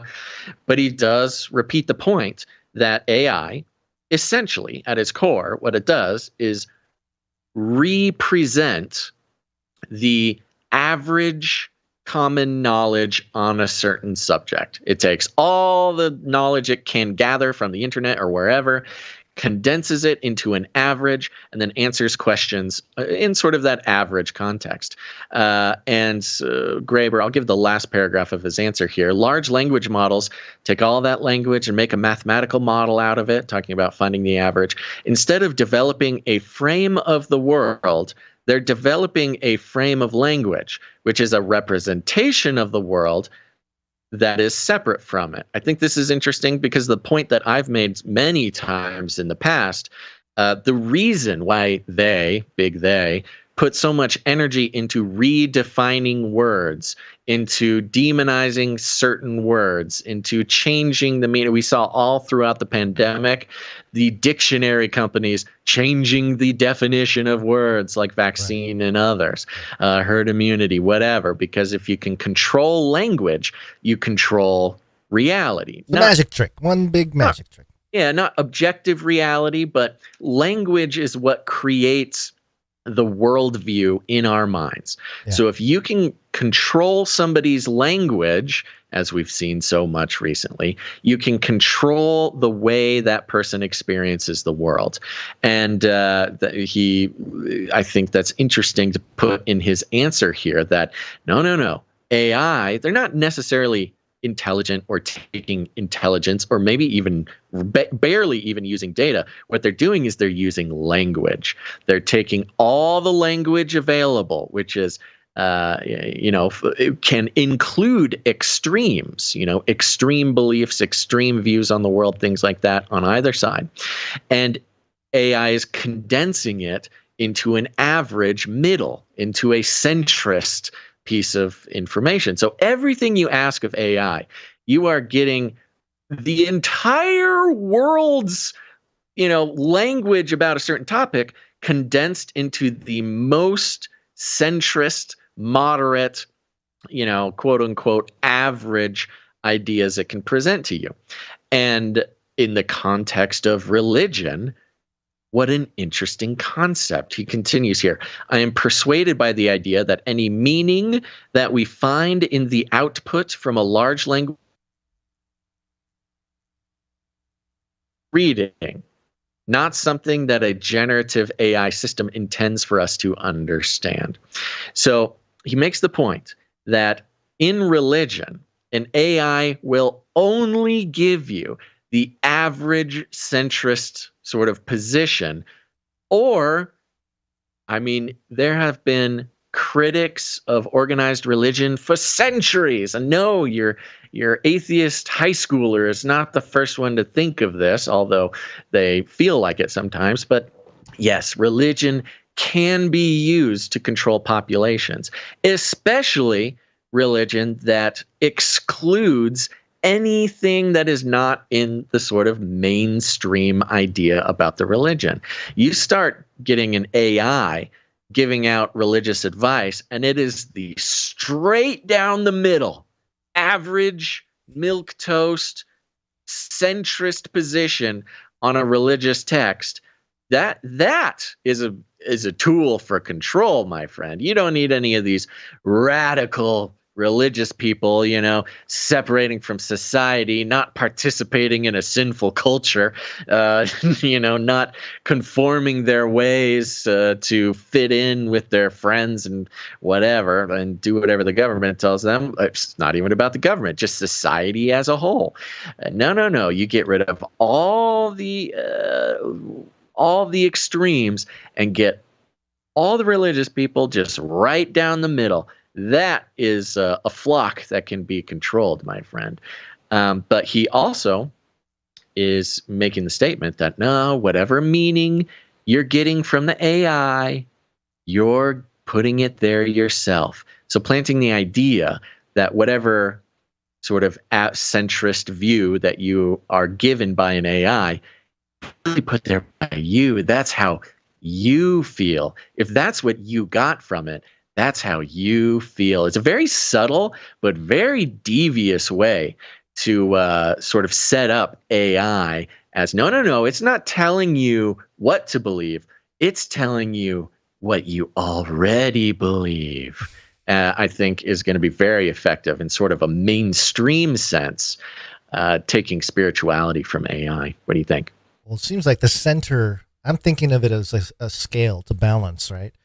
And if you want certain chaos, or maybe like the bubble, the balancer bubble, when you're like framing something on a wall, if you want chaos, if you want something skewed, you just tilt one direction, and you can create that disruption. Maybe some issues or whatever, there's a straight down the middle average that, most people can agree with. But if you want to skew that around, you can do so by taking away or adding on one end or the other. I don't know. I'm just thinking of it as a sort of language thing. Well, AI language. Yeah, totally. And I forgot to read one part. I'm going to do that here. 2 possibilities come to mind, he says. One is that these systems are built on probabilities. They're going to amplify the loudest Christian traditions, the traditions that have the most content out there. That means that these AI systems are going to be trained more on a Reformed or Presbyterian perspective than they are on a Mennonite or a Quaker perspective, where they didn't write much about their tradition. The other thing, in a more potentially positive direction, this is what he considers the positive direction, is that because they drive people to the average, you could see a centering of perspectives rather than the polarization we now have. So again, we have AI as the answer to polarization because it will drive everyone to the middle. And, you could see a certain type of theologian nowadays who would sort of idolize unity over truth, that if you can achieve unity, that is the ultimate goal of human religion. Such would be the goal of a one world beast system religion, I suppose.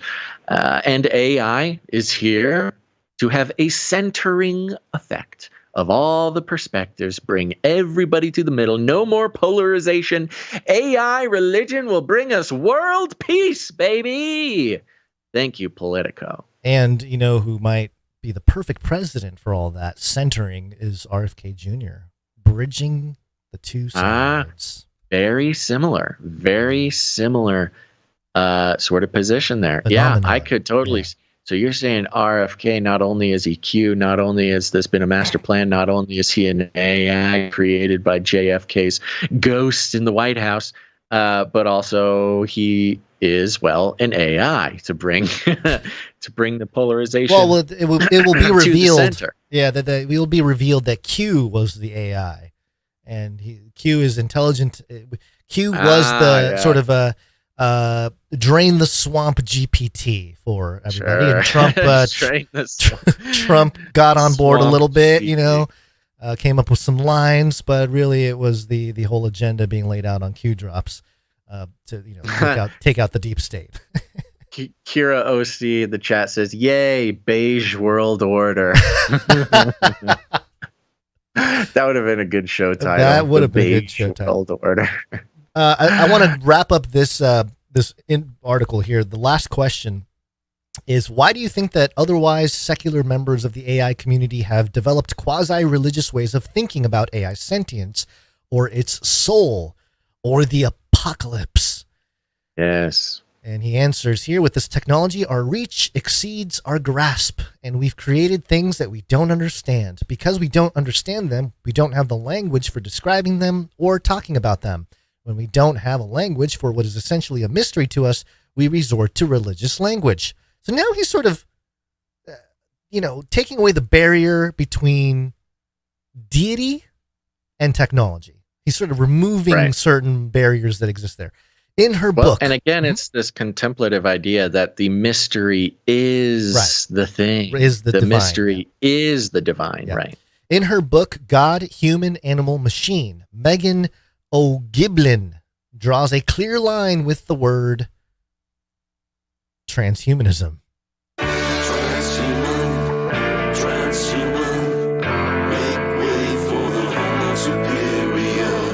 And lo and behold, a Politico article about AI and religion inevitably ends in the topic of transhumanism. Surprise, surprise. Yeah, Dante's Divine Comedy, when it's translated into English, uses the word transhuman, which is then picked up by a Jesuit priest. Hey, why don't you name the Jesuit priest there, Politico? He came up with the noosphere. We've talked about him. Teilhard Deschardins. Maybe a name drop would be good there, Politico. And then Julian Huxley picks it up and brings it into humanism. And then Ray Kurzweil from there picks it up and develops the idea of transhumanism. There's a clear lineage of theological and philosophical underpinnings that have shaped how we think about this technology. Even in thinking about our own sentience and consciousness, we don't have an understanding or clear definition that all people agree on. So it moves us into the realm of mystery and into the realm of religion. And talk about Carl Teichreb's reenchantment. It's happening not just in the secular way, but this guy is suggesting, this digital theologian is suggesting that it's happening to the church, or not the church, but religion in general. And I would say to the church, and this speaks to potentially, most likely, partially, a great apostasy. A lot of people, many people falling away from the faith, but also knowledge will increase. Daniel 12:4. And I was thinking about this the other day too. As I think I was putting this episode together, and I was going through this article. Maybe it was the other one, but I was thinking about how AI, and we've brought up the topic of transparency becoming a big theme. Everything's going to be exposed, and transparency will become a big theme in how we restructure not just a theme, the most important thing, right? And based on how much they want to track our biology, how hot the weather is getting, our ideologies will also probably be on display. There's probably going to be some kind of brain chemical monitoring. I think China already does it, where they have allegedly identified certain ideologies or certain ways of thinking to certain brain patterns and whatnot. And then we will know, like, how many people, like you and I, Basil, we got all the listeners on our show. We have a very inaccurate metric system on how to measure how many people sort of think like us. Not necessarily everything. We don't have to agree on everything, but more or less have like a Christian worldview, kind of on the fringes. We talk about all the weird stuff and the aliens and technology and UFOs. And now that's becoming mainstream, but for the last 10, 15 years. But it'll be interesting to see as the end times unfolds. Is all that going to be very public information? Like, oh yeah, these people believe in pre-trib rapture. These people believe in the post-trib rapture, and the numbers constantly change. You can see it on a database. I think that'd be kind of a weird but interesting thing. And then the rapture can take place, and then it'll disappear off the screen. Yeah. Like, what happened to them? That we have terminated the data. We have no more reading. But anyway. Well, again, it's been I don't know. I hate to make this show so often about. See, we told you. See, I tried to tell you. It's so hard sometimes. Sometimes when you see it in Politico, and there's a big high-minded conversation about the stuff we are trying to talk about. Well, we were talking about 11 years ago. And where's our digital theologian? Something or other. See, that's why we got to write the book. They don't care. I was going to say, if I can get the label Professor of Digital Theology honorary, then I can tell my mother that I became a doctor, and then I can fulfill my Asian duties as there you go. Second generation American. Important. So it would be for my mom. It wouldn't be for me necessarily. Maybe the most important. All right. Well, with that, Gons, it's not just us who gets to brag. It's the producers of this show who get to brag. And some of them leave us voicemails. Do we have any voicemails? We do. Yes, we do today. Yeehaw. Please leave a message after the tone. At the tone, please record your message. Leave a message. Beep. Message. Go to canarycrynewstalk.com, any of the pages. You can go to canarycrymeetups.com or the T-shirt Council website, or it doesn't matter. It's as long as it's Canary Cry News Talk. There's a green tab on the right side or the bottom. Click on it. It'll open up a little tiny window that allows you to record a audio message with your microphone device, usually probably a smartphone or maybe a laptop. And you can record an audio message of up to 90 seconds, and we will receive it, and we shall play it if it is acceptable to be played. And today we have one from Rochelle. Happy Friday to my fellow cage rattlers. If you have not seen the movie Sound of Freedom, I would encourage you to go see that movie this weekend. And if you go to their website, they have bumper stickers. I know, right? Bumper stickers. But they say it's time to stand up for the children. And I agree. This is Psalm 7. Oh Lord, my God, I come to you for protection. Rescue, save me from my persecution. Oh Lord, my God, if I have done someone wrong, betrayed, plundered, if I was weak, not strong, you let the enemies come capturing, dragging and dishonoring. But if I am innocent, Lord Most High, judge the wicked and those who lie. My God, my shield, He is an honest judge. Flaming arrows. Well, you get the point. I'm out of time. Stay strong for Jesus. Thank you very much, Rochelle. I like hearing the pages flip, The darn time limit, huh? Yeah.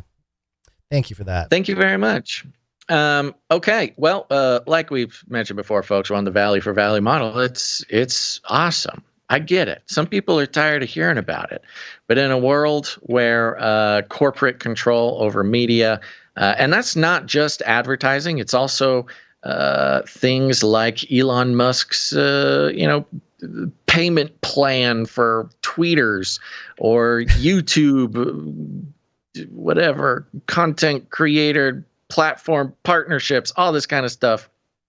In a world where corporations are sort of in charge of letting media survive or die, it's quite the rebellion to have the value for value model here, keeping this show alive. There is not a single corporation who cares if we live or die here, Gons.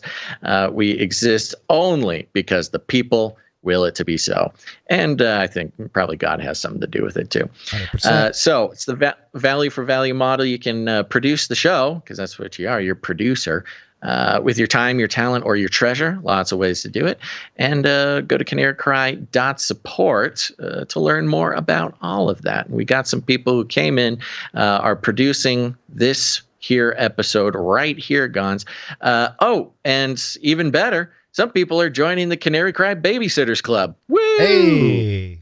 Wait, do we have it? We had a jingle for that? We got a jingle. We got a couple jingles, I think. I don't know if I have them set up, but yes. Yeah, okay. Well, take a look around while I explain it, which is, we are in between babysitters right now, but because Gons moved, we do not have Grandmama Gons to babysit anymore, and so the show is inextricably linked to the availability and the pay for babysitters. So we have the Canary Cry Babysitters Club, which is producers who join the Canary Cry supply drop in order to pay for an hour of babysitting a month.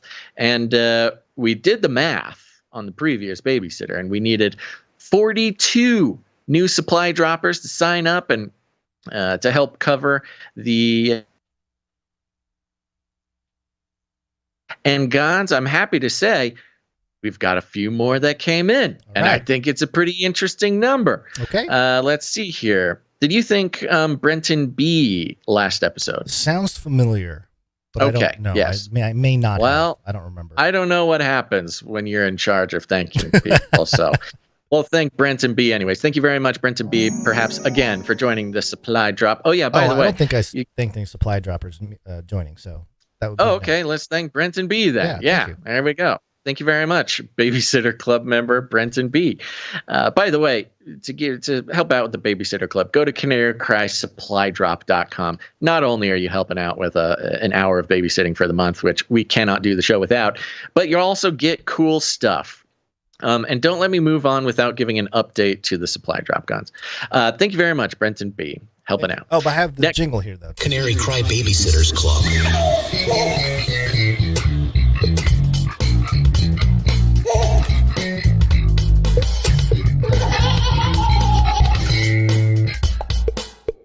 What's the deal with babies?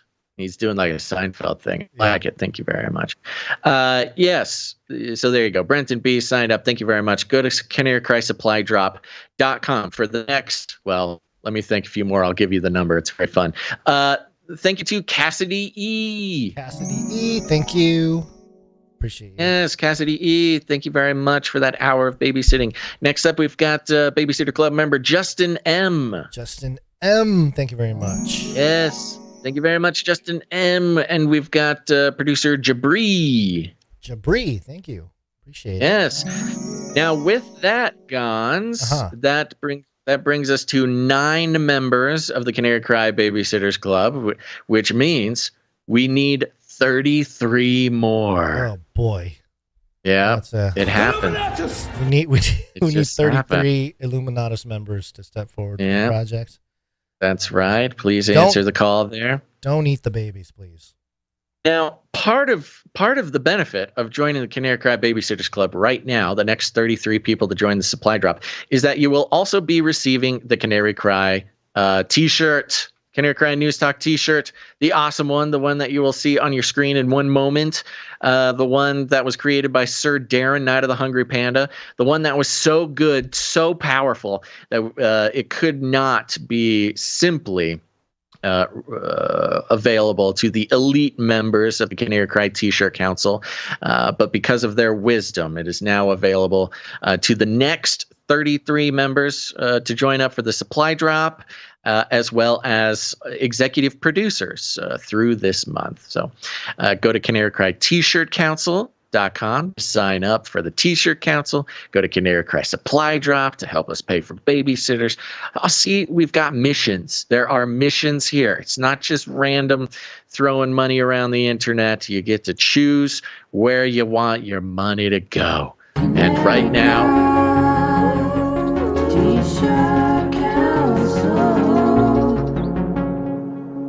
right now, we hope you wanted to go to the Babysitter because that's what we need.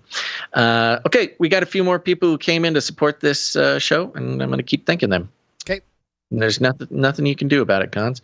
Next up, I'm going to thank a new Patreon supporter, and that is producer Bindelman. Bindelman? Yeah. Or Bindelman? Bindle, like a bindle. A bindle man. A man with a bindle. Okay. Bindelman. Comes in with a nice round number. Thank you very much. Thank you. Appreciate Bindelman. it. Producer Bindelman. And then we have Sir Alex Protocol V2 Night of the Brian Protocol comes in. Pocket full of sevens on a 194 episode streak. I don't even know how to count to 194. Where is 100? Oh, here it is.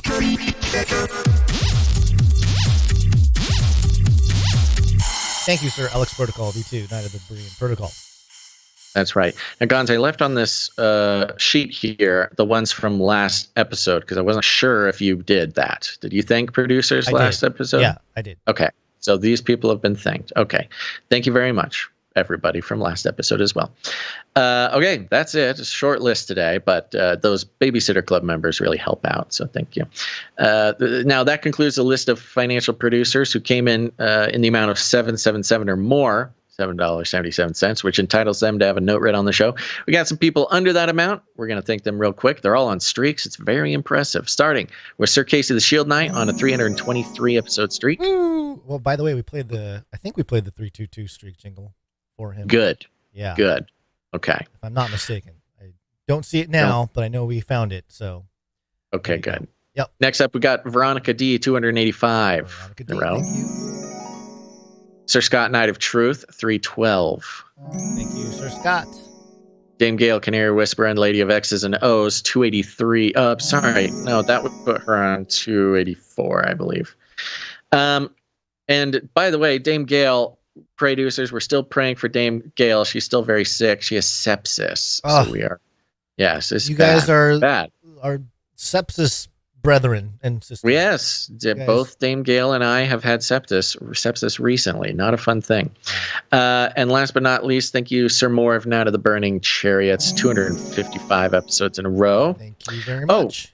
Yeah, we also had Dame Sarah. I believe it was Dame Sarah of the Shadows. Okay. Thank you, Dame Sarah. Okay. Thank you very much to all of our financial producers. It means everything that you support this show. We could not do it without you. And Gonz, you forgot to remind me about what I was supposed to say about the supply drop. What was that? Just a heads up, everybody. We are still working towards getting those second quarter supply drops out. Please know that we are hard at work doing that. There was a couple of hiccups in production. Part of that was I was in the hospital for a month, and so things got put a month behind. But we are still diligently working towards that. Sir Ike is a champion and it's got everybody's best interests in mind as far as the supply droppers. So sit tight. The supply drop is preparing. We are just finishing up some manufacturing issues. But the T-shirt council and the T-shirt council, you'll be getting your T-shirts quite soon. And the makeup shirts from last quarter as well. Just some housekeeping there for everybody. All right. I'm done. Okay.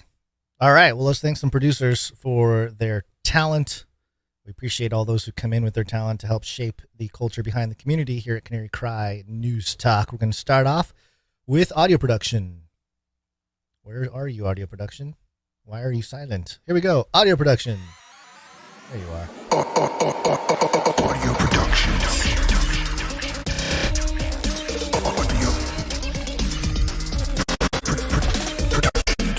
My face is glowing like the sun. For those of you watching, my face is being completely washed out because the piece of foam that was blocking the window, because the sun is directly in my face, has fallen. And now my face glows like the sun. I am a glimpse of glory here for those of you watching. Glory Gonz. Thanking the producers. Okay, right. Let's go. Just play us some audio. Here's Jonathan. Jonathan. Jonathan F. says, hello, just a little clip of Speaker McCarthy talking about Brando weaponizing the government. You noticed recently President Trump went up in the polls and was actually surpassing President Biden for re-election. So what do they do now? Weaponize government. Go after their number one opponent. It's time and time again. I think the American public is tired of this. They want to see equal justice, and the idea that they utilize this to go after those who politically disagree with them. Boom. There you go. Thank you very much. Thank you very much, Jonathan F. Yep. Next up, okay, so Sir Marty K, Night of the Wrong Timeline, came in with it was kind of confusing, to be honest with you, Marty K. I maybe there's something I missed, but there's a note. I think I did this backwards. Yeah, what note are you doing? I'm going to start with the one down here because he sent a piece of art and a piece of audio. So okay, the recent ones. Yeah. Okay. So we're going to start with the second half first because it's audio and we're in audio production. And he has a note here. I was at work and my body was on autopilot and my brain just remembered when Gonzo sang that nursery rhyme on 601 about some of the countries in the world, I guess. I think he's talking about the Animaniacs song, but I'm not sure. Yes, yeah. And I got a funny idea to help you get a babysitter. I know, LOL, but even though I'm not a father myself, I am an uncle. Oh yeah, by the way, no child was hit, hurt, or harassed by the making of this sound clip. And I think that is the sound clip I'm about to play here. United States, Canada, Mexico, Panama, Haiti, Jamaica, Peru, Republic Dominican, Cuba, Caribbean, Greenland, El Salvador, 2, Puerto Rico, Colombia, Venezuela, Honduras, Guyana, and still Guatemala, Bolivia, then Argentina, something Chile, Brazil. I can go on. I'll stop. That was pretty good. Yeah. I was just going to let you go as far as you needed. There's a bunch of verses, I don't want to get through that. I know the end. The end is fun because it goes Crete, Mauritania, then Transylvania, Monaco, Liechtenstein, Malta, and Palestine, Fiji, Australia, Sudan. That's how it ends. So. So why? Crying child. Why is there a crying child? Well, I guess it was, but I was not the cause of it. It just got hit by a sister unfriendly fire. Okay. Classic. And please help Gonzo and Basil to get a babysitter. And why was Denmark not mentioned in that nursery rhyme? I'm so triggered right now. How uninclusive can you be, Americans?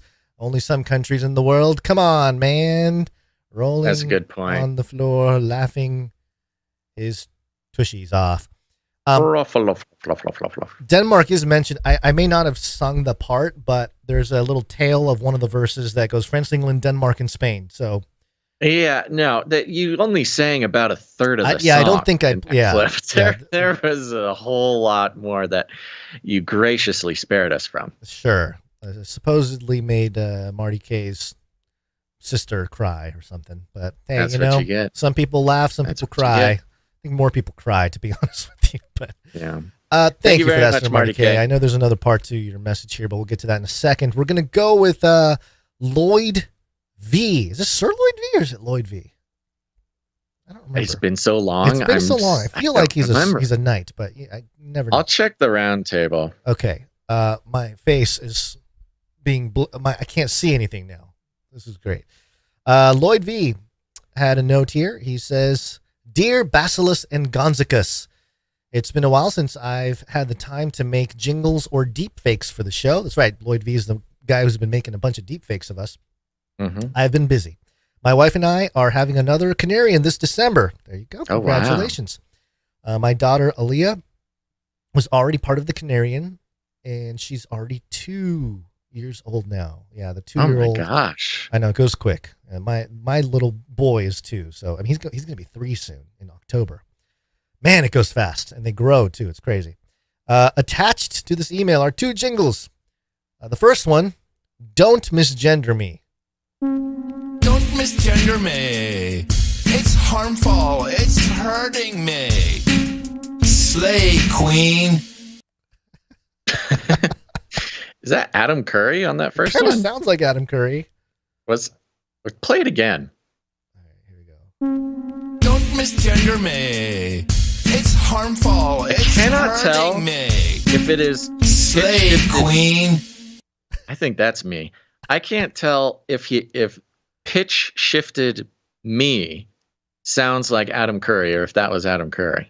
Yeah, I don't know. We're gonna have to find out from a future note from That's Lloyd B. crazy. He Tell has us another more one about that. Yeah, he's got one more here, and it's called influencer. The number one coveted job in the world now is influencer. Influencer. I'm doing great. I'm popular. People love me. That's Adam Curry for sure. Okay, that is Adam. So that probably gives it away. I think both of them are Adam Curry. Well, that'll be nice. He'll be happy that he's on a jingle on our show. Yeah. That's great. Thank you very much. Maybe it'll help him remember who we are. Yes. Probably well, not. We'll have something to talk about if we ever get him on the show. I don't know what we would possibly talk about with Adam Curry, but at least now we can talk about a jingle we have. He says, real quick, I would say keep those ones on the top of the pile. I could see us using both of those. Okay. Semi-regularly. Don't lose those in the shuffle. All right. Thanks for all you do. I'm starting to feel bromantic feelings for you because we're godly bros. Greetings from Sodom, Lloyd V. and the family. Thank you very much, Lloyd V. Appreciate it. Thank you very much, Lloyd V. Congrats on another little Canarian out there. That's crazy. He's been hard at work recently. Come on, son. You got to move a little faster, man. My eyes are going to start hurting. One art, please. All right, some art time now. We shall begin with Sir Dove, Knight of Rusbeltia. One art piece from Dove. And Dove has a note. Piece for this week's Bible artwork. I did an illustration for Proverbs 11:12. Like a gold ring in a pig's snout is a beautiful woman without good sense. Hope you guys like it. Keep doing what you do, and I'll keep praying for yins, man. Isn't that the truth? This is great. And he's got kind of a farmy background of a mix between chain link fencing and wood fencing. But he's got the text here, like a gold ring in a pig's snout. And he's got this, how would we describe this pig? It's a lovely pig. You can tell this pig probably has a lovely personality, but is also wearing lipstick and rouge and eyeshadow and a gold ring in her nose. Again, kind of reminds me of some people I went to high school with. I was gonna say Madonna for some reason. Current Madonna. The septum ring is a little bit more of a millennial Gen Z kind of thing than Madonna. Madonna would never. You're right. I mean, she'll put a lot of holes in her face and get a lot of work done, but not wear a septum ring. My goodness, Gons. I guess I don't know my celebrities as well as I thought. Thank you very much, Sir Dove, Knight of Rusbeltia. We hope you are getting as much sleep as possible. Another baby having Canarian over there. Yeah, a lot of little baby Canarians. Of little ones. I think that it was Lloyd V and Sir Dove. They're like on the same schedule or something. Because I think they had their first child around the same time as well, if I remember. It's cyclical, man. I'm telling you, the immersion phenomenon is just all over this episode. Thank you very much, Sir Dove. All right, next up, so this is the image from Sir Marty K. And the note reads, if I can see my screen, which is very difficult because it is very bright, bright light in my eyes. I know, but you got to remember, 99% of people are not going to see the video. You got to stop talking about the stuff going on the video. I just want people to know the situation that I'm in here. We're moving the whole thing. We got to close the blinds is what we got to do. Yeah, blinds is what I need, yeah. It looks like your Kamala robot is broken. OG got a Windows software malfunction. Meanwhile, over and up here in the cold north, our own Danish robot is working beyond our expectations and has gotten herself an upgrade too. All hail Mutimet. I have no idea. That's the only family-friendly version of all the nicknames she got here in Denmark, by the way. And who is this woman? Is this a Denmarkian politician? Yeah, Mette Frederiksen. I believe she's PM, maybe? I don't know. I'll double check on that, but let me finish the note here. Did I lose a note? No, I did not. She's a member of the Fruity group now, and she attended to that meeting in Where was it this year? Portugal. There you go. Yes. Thank you. Thank you for the note. And yeah, perhaps there are politicians, it's all just a simulation. So, the look may be different, but all the female politicians are malfunctioning together. And there you go. Oh, I remember this woman. Okay. Yeah. It's Prime Minister of Denmark. Here she is. Yes. Yeah. She's got the blue suit on. It's just a photo of her. Looks like a semi-official photo. It says Bilderberg Babe 2023 Met Fredriksen. Oh, Sir Marty. Sir Marty's got an eye for the Bilderberg babes. Yeah. He can pick them. He can. Maybe we do a Project Veritas type thing. Send Sir Marty K into one of these things and to woo the Bilderberg babes. Yeah. Well, there's one way to secure your retirement. Yeah, there you go. Thank you very much, Sir Marty K. Sir Marty K. Out of the wrong timeline. Yep. Okay, we also have one from Sir Darren, Knight of the Hungry Pandas. Sir Darren, Knight of the Hungry Pandas. Is that a dog? There it is. That's a This is beautiful. Dog makes. It kind of sounds like a dog. Sir Darren sends a note here. Just says, thought I'd send some simple art for Friday's show. Hope you enjoy. Have a great day. And boy, oh boy, did I. Wow. I mean, Sir Darren is an incredibly talented professional. And even the simple art he sends is just so pleasant. What we have here is it's a little bit more on the sketch side. He's maybe made it on a drawing app on his pad or something here, but very pleasant pastel colors. And it's depiction of a canarian, an average canarian, sitting in their room, listening to music on their computer, probably listening to the podcast. In the top, there's a record player playing Flippy Don't Take My Girl, of course. On the shelving unit, we've got, looks like a Basil figurine holding some sort of stick. That could be a narwhal extra. Could be a narwhal horn. Could be something like that. You've got a penguin. There's a Nephilim penguin on the shelf there. Hanging on the wall is the Canary Cry News Talk movie poster that's now on a shirt. Get your shirt. Executive produced. Join the supply drop. Get your shirt. You got this adorable canarian here sitting in their office chair. They got their canary yellow headphones on. They got their Canary Cry t-shirt on. Over on the side, we've got Think Outside the Cage with sort of a sky nature-themed background. Very fun. Very cool. It was also in the newsletter today, so everybody can have a sweet glossy JPEG of this beautiful Sir Darren art. I'm realizing I missed a couple pieces of art on the email today, but thank you very much, Sir Darren, out of the Hungry Panda. What a pleasant and delightful, simple piece of art.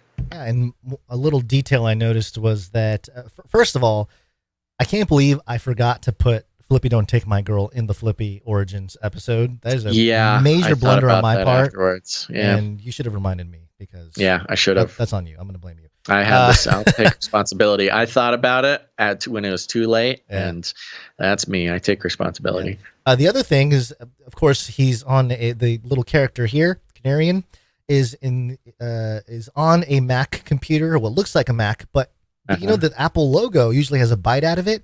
It doesn't have a bite out of it. It's like the pure back fruit. To the garden, baby. Yes, the restored fruit. I love it. Eternal life. Of course, this canarian is chilling. It's got big, giant, googly eyeballs. Very cute. Thank you. All right, that's it for the art. Appreciate all of you. Fantastic. Great art today. Thank you for everybody responding. Yeah, absolutely. Okay. We do have some microfiction jammed through, and then you're going to lead us down the rabbit hole. Oh, this microfiction. Microfiction. This first one is from Wrong Smash.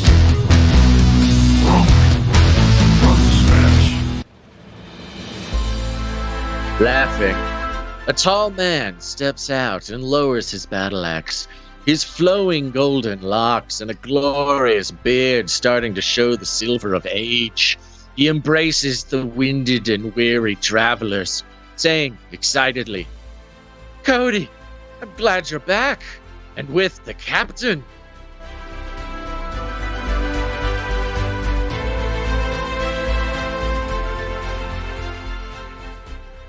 All right. Oh, thank you very much, Runk Smash. So is that you? Note. That was me. See, He little note came with. He says, "I got you, Basil. The coyote hood was Cody all along, and the real fiction was the friends we made along the way." Well done. Well done. You're funny, Rank Smash. You're a funny guy. All right. Thank you for that. We also have one from Stefan S. Which one am I? There's two, looks like there's two here. Are these two? There are two, yeah. Top Actually, one. I'll do the top one. We'll do the bottom one next time. I included the bottom one because it came in, but yes, we can save it for the next one. Got it. Here we go. The IT team launched an AI-generated response for the AUNTS collaboration tool. Leveraging archived responses, the AI mimics the demanding and apathetic responses which characterize management. Does Chief ever leave his computer? Wondered Duke.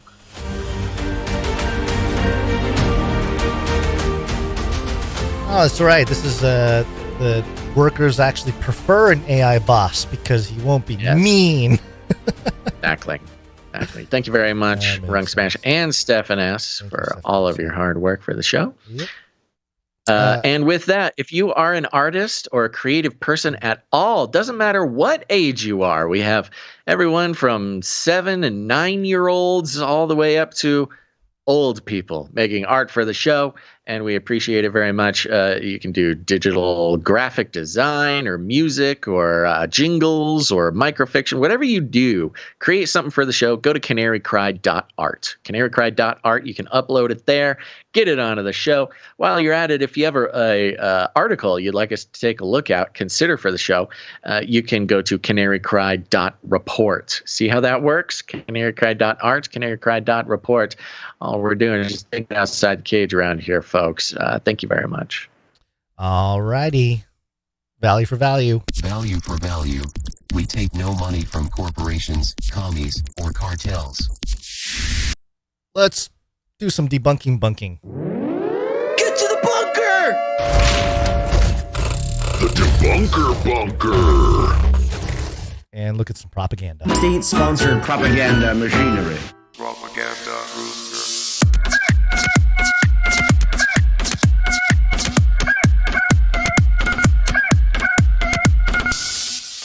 Okay. Now, I've noticed recently the mainstream media fact-checking apparatus. The fact-checking industrial complex. Yeah. Which it is so lovingly referred to, even by some in the mainstream media, it's become so aggressive. Right. The egregiousness, is pretty out of control, and I'm noticing a lot of stories that have some patterns to them, and I want to point a couple things out in that regard today. And this article is from AP, so AP Fact Check, they're on the game. They're here to tell you the truth in a high-speed, truthy world. The headline here: the World Economic Forum didn't call for mandatory lab-grown babies. Okay. I mean, they told us that they have all the technology to create lab-grown babies, but they're not making it mandatory, okay? Right. As we've cataloged on this show, we started out with we had synthetic wombs, synthetic sperm, and now synthetic eggs. No human needed. But they're not gonna force you to use all that stuff, so fact check false. The article starts off with the claim: the World Economic Forum has proposed a ban on natural conception, advocating for all babies to be lab-grown by 2030. Social post. They don't even say that. They just say a claim. Oh, to start a claim. It off. Yeah, claim. Okay. AP's assessment: false. The organization has not made such a proposal. The website making the claim, which has a history of sharing misinformation, links to an old World Economic Forum blog post about outside research into devices that could theoretically be used to save babies born prematurely, which I thought was weird because, as we just mentioned, there was a bunch of articles that came out very recently from the World Economic Forum talking about all the stuff that they can do with artificial wombs and all the well, that's technology. That's the interesting thing about this fact check. They're fact checking. Their source for a fact check is from 2017 or something. And since then, we do know that there is a push for, no human needed reproduction, all synthetic. And on top of this, there's a movie coming out, Gons, called The Pod Generation. Have you heard of this? No. Yes. A nice trailer for everybody to go take a look at. Maybe we'll bring something to the show. It's called The Pod Generation, which I thought I first was a little offended, thinking they were talking about podcasting, because we're the podcasting generation, us millennials.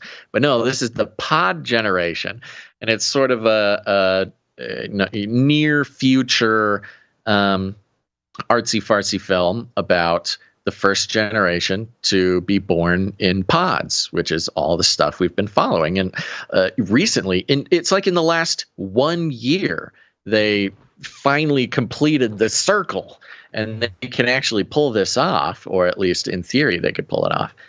So I don't know. Go check it out. It looks very interesting. Okay. Well, yeah, that's all out there, but no, the claim here is completely false here. The facts, social media users in recent days have widely shared a headline making the baseless claims about the World Economic Forum, and organization best known for hosting an annual conference of business and political leaders in Davos, Switzerland, that is a frequent target of conspiracy theories. Of course. Quote, WEF bans natural conception. All babies must be lab grown by 2030, reads the June headline from The People's Voice. Now, okay, they describe the People's Voice. This was an actual outlet, they're saying. Yes. An actual news, quote unquote, outlet put out this headline that even for us sounds silly. Yes. Now, they describe the People's Voice as an unreliable website that routinely shares false and misleading claims. And they hyperlink that sentence there to another AP article about fact-checking about the World Economic Forum's fashion, the uniform stuff that was out a couple weeks ago. The People's Voice is the source that they are fact-checking.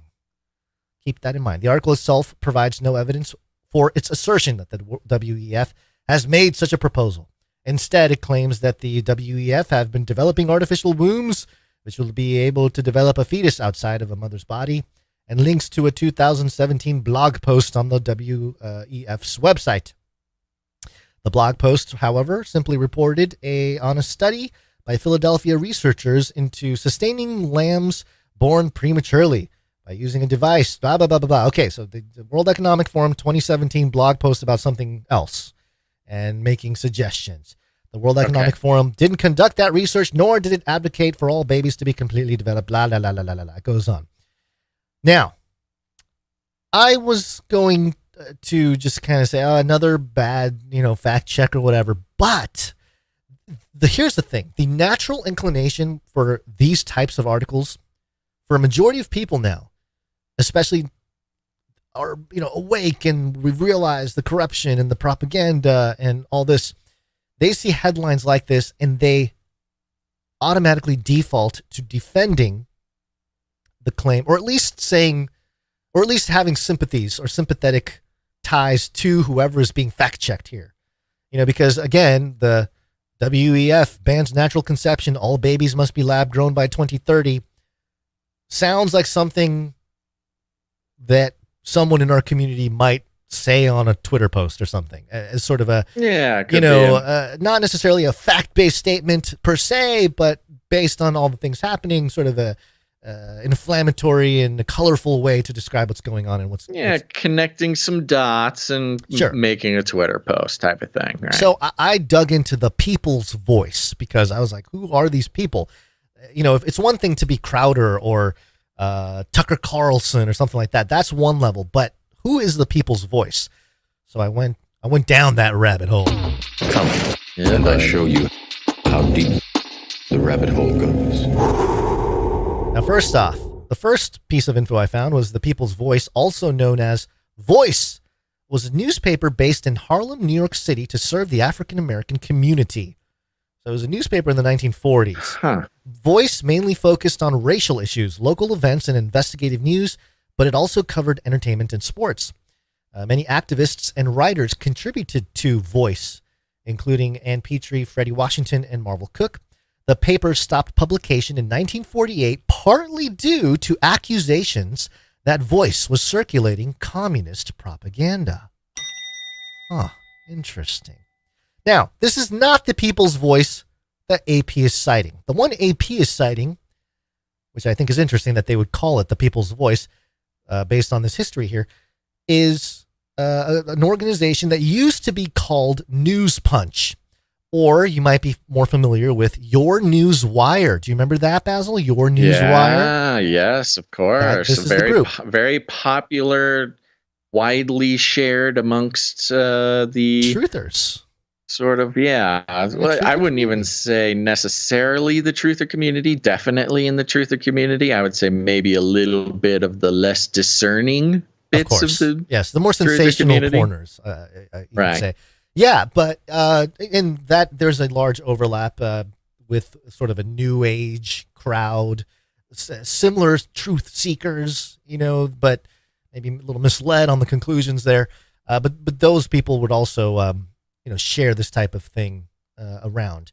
But okay, so this group, News Punch, Your News Wire, now known as A People's Voice or The People's Voice, was founded in 2014 by Sean Adel Tabatabai and his husband, Sinclair Treadway. I'll mention more about that in a second here. In 2017, BuzzFeed report identified News Punch as being the second largest source of popular fake stories spread on Facebook that year. And a June 28 Poynter analysis identified News Punch as being debunked over 80 times in 2017 and 2018 by Poynter accredited fact checkers, such as Snopes, factcheck.org, PolitiFact, and the Associated Press. So they were kind of chosen. They're like the chosen one to deliver the fake news that these organizations can debunk. The European Union. Yeah. So just so I'm following so far, yes, it was an outlet, basically a communist outlet in the 40s. Well, they were shut down because they were accused of being a communist propaganda outlet. Okay. They were calling out racism and stuff. Yeah. They were putting out stuff that got them accused of, being propaganda, basically. Right. Maybe even agitation propaganda. Yeah. Because agitprop is a big, what we're talking about right now is agitprop. And for those who don't know, agitation propaganda is kind of the Hegelian dialectic version of propaganda. There's the propaganda that the government wants you to believe, and then they put out agitprop, which is the opposite of what they want you to believe, but they use it as a way to categorize people, to identify people. If you believe and spread the agitprop, they're doing it specifically to agitate you and to have you sort of identify yourself.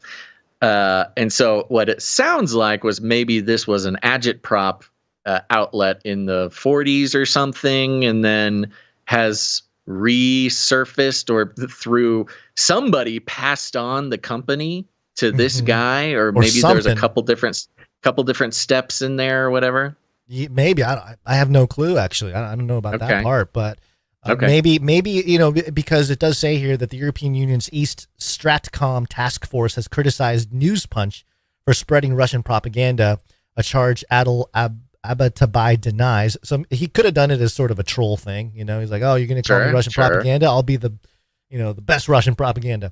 Now, really, that's what agit. That's what we defining what agitprop is. Yeah, agitprop is basically trolls. Right. So, just to reference, to frame News Punch and their credentials, throughout this whole thing. Wikipedia has a list of fake news stories that News Punch is known for, now known as the People's voice. Okay, here's the list. Stories pushing the debunked Pizzagate conspiracy. Newspunch was one of the first sites to propagate the conspiracy theory, publishing a falsified story that was later used as a basis for Pizzagate's viral spread among the alt-right. So, they're, at least in this wiki thing here, they're claiming Newspunch was one of the first people to carry the Pizzagate conspiracy. Interesting. Yeah, I mean, they're getting cred for spreading Pizzagate. Also, the claims that the 2017 Las Vegas shooting and Manchester Arena bombings were false flags, which is okay. Sure. That's like everybody on the internet. That's anyone who's, questioning things would suggest, or at least ponder that thought when stuff like that goes down. Anti-vaccination hoaxes alleging that Bill Gates refused to vaccinate his children and, quote, admitted that vaccinations are designed so that governments can depopulate the world. Pretty milquetoast, but pretty common conspiracy theory. Yeah. Now this Easy. Claims that Hillary Clinton's popular vote victory in 2016 was the result of voter fraud. Who cares? Who cares? Mm-hmm. Popular vote. Who cares? Allegations that Clinton was responsible for Anthony Bourdain's suicide, invoking the conspiracy theory that the Clintons had murdered people, which I think is a hilarious one because the conspiracy theory surrounding Anthony Bourdain's alleged suicide was that Mossad took him out because he wrote some pretty bad things about, calling them black magicians and, they're all evil and dark people or whatever. And then he was dead a few months later. So people are suggesting maybe it was the Mossad that took him out, not the Clintons, but somehow Newspunch was suggesting that it was the Clintons and then invoking the whole Clinton body count in general. There's an interesting connection between this guy or this outlet and the form that we see the fact checks taking in the fact check industrial complex, which is like so close, but not quite there. Yeah, there's like little details that mess it all up. Yeah, like they're fact checking stuff that nobody really thinks in like an objective way. Nobody thinks that the world, was it the WHO or the World the WEF, like published a blog about they were going to ban natural birth. We would know about that if they actually nobody did publish thinks that. Like nobody thinks that there's a blog at the World Economic Forum that says they want to ban natural birth. But if you can get an outlet that claims that, then you can fact check it and pre-bunk, if you will. You can pre-bunk and program, your average citizen to freak out whenever somebody says anything about the World Economic Forum. Well, it's a clever way to do it because it's almost like they're presenting a really extreme version of what they want to do, so that when the real thing happens, it's like, oh, okay, but yeah, it's not as bad as like all those crazy people said would be. With all the craziness that they're suggesting with Pizzagate and all that, even though now we know that all the stuff is true. A lot of it is true. So, okay. A couple other things that were on the list here are Trudeau is the love child of Castro. How is he getting the credit for this? The Trudeau conspiracy, that's like years old. I don't know how this guy gets the credit. And then false claims. That's also the question of, you're saying this is all on the Wikipedia? The Wikipedia is suggesting, these are his like credits of like false fake news stories. Right. So we know that the U.S. intelligence agency is the most active editor on Wikipedia. Yeah. So somebody in there wants you to think that all of these theories came from this guy. Right. And, we've seen this before where somebody will get credit for originating a conspiracy theory, and it'll be like years after we talked about it. Yeah. And somebody just, and at first you're like, hey, they don't get credit for that. But then you're like, wait, something else is going on here. Yeah. Somebody wants this person or this thing to take the credit or have the credit or whatever for some specific reason. Now, who is this guy? Now, I found an article from the Evening Standard. 2017 was when they kind of did a profile on him. This was published in February of 2017. The headline, Sean Adel Tabatabai on being in the eye of the fake news storm. It all starts with him to destabilize democracy. I'm not going to read this, but he's the first couple sentences are funny. Sean Adel Tabatabai doesn't look much like a Russian propagandist. He doesn't come across much like your average alt-right agitator. There's your word there, agitate.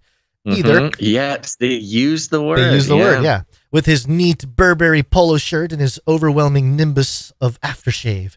And if you call what he does fake news, he gets a little defensive. Quote, I define my job as overseeing and editing an alternative news website. That's what I do. And then later he says, what I mean is that we cover stories that the mainstream media isn't covering. And, this... they do some Soros headlines and whatnot. And this is 2017. So remember, this is like right after Trump gets elected. He's in office. Right. So there's like Trump rage going on. So there's a lot of that in this article.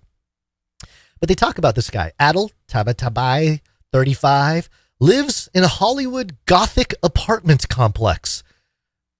Okay. That you can imagine Philip Marlowe staking out in a Raymond Chandler novel. There's something guileless about him. He actually seems to believe the stuff his site publishes, or at least to relish its textures and its tremors, like a teenager who's got a little lost, who's got a little lost inside a role-playing game. He lives with Sinclair.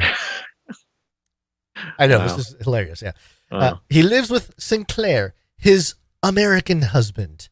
They signed the register in Camden at 1 minute past midnight on the day that David Cameron legalized gay marriage. Their apartment is filled with art, and I can't help but notice a Bernie Sanders bumper sticker too. Quote, most of my friends, and I would say me too, are liberals, he says. I'm not some member of the alt-right trying to stir up racial hatred or homophobia or anything. I'm just very open to ideas. So there you go. Here we have, because when we look at the AP, anytime there's a fact check, the assumption of people who don't do their due diligence is that, they're going after someone in the alt-right community, or they're going after a Republican or a conservative.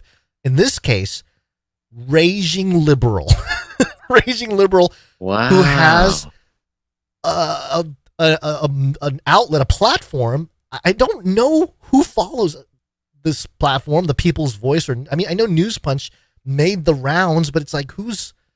I don't know. It's just what we can tell, from what we can tell, the entire outlet seems to be agitprop. It seems to be there strictly so that it could be pushed back against in the mainstream media.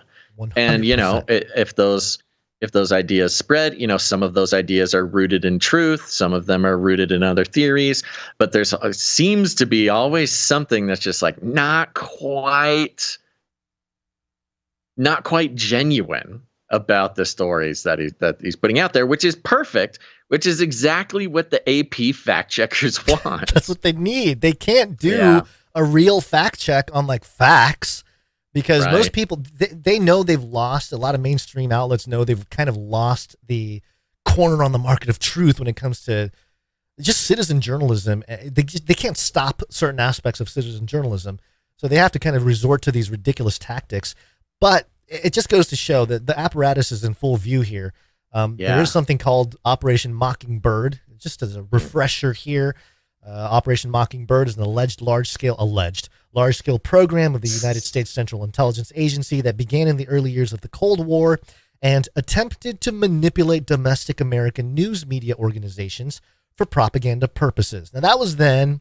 Of course, it's probably a little more sophisticated now, but all that information became public in the 60s and 70s, and now there's TV shows about all this stuff, so there's no denying that this existed. Might it exist today?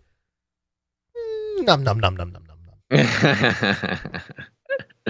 Yeah, wow. Well, good catch. Yeah, it's almost, we've been sort of baffled, specifically by like AP fact checks, Reuters fact checks. What are they doing?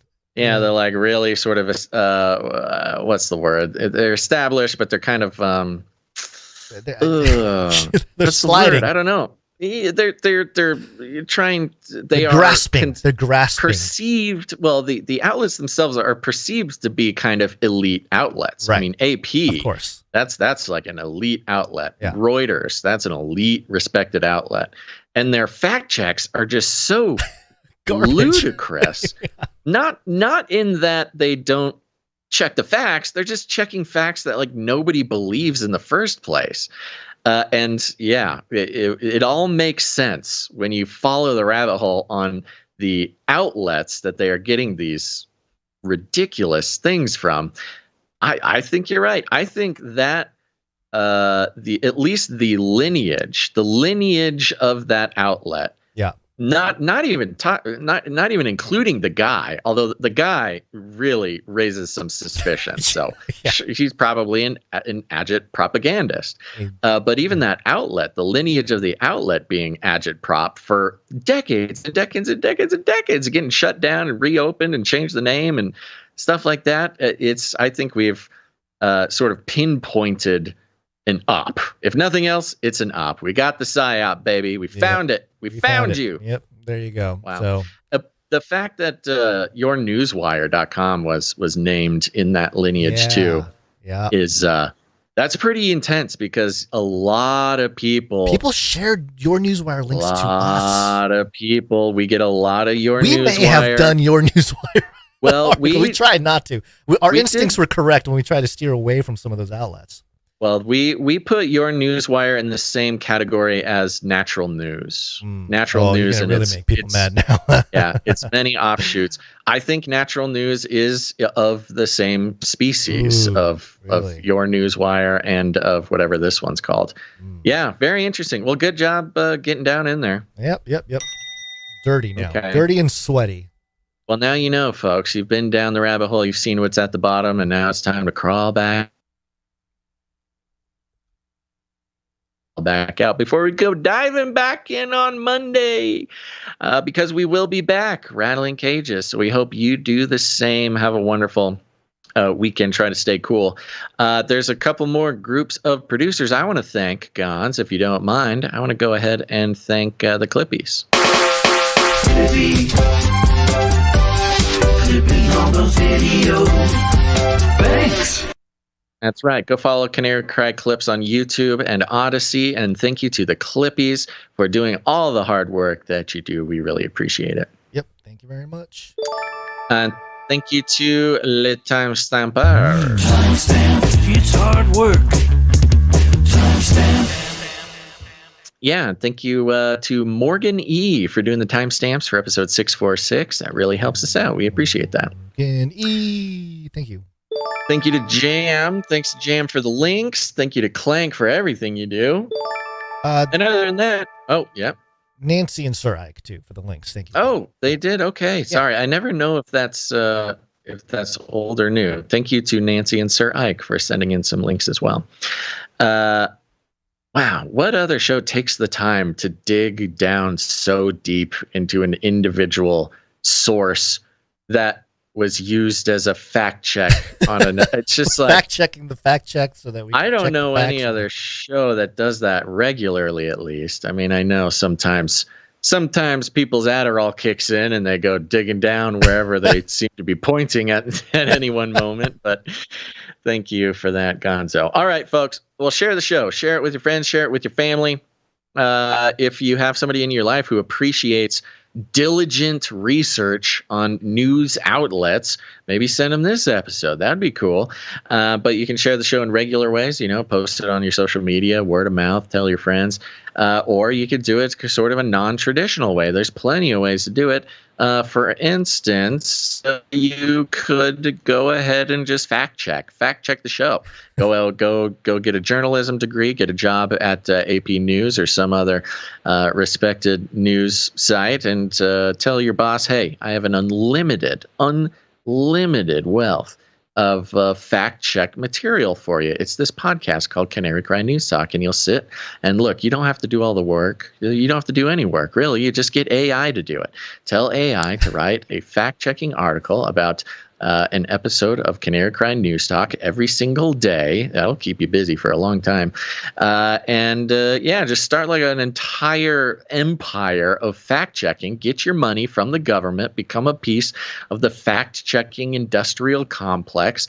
And just focus solely on Canary Cry News Talk, because it is the most important outlet out there that needs to be held to account.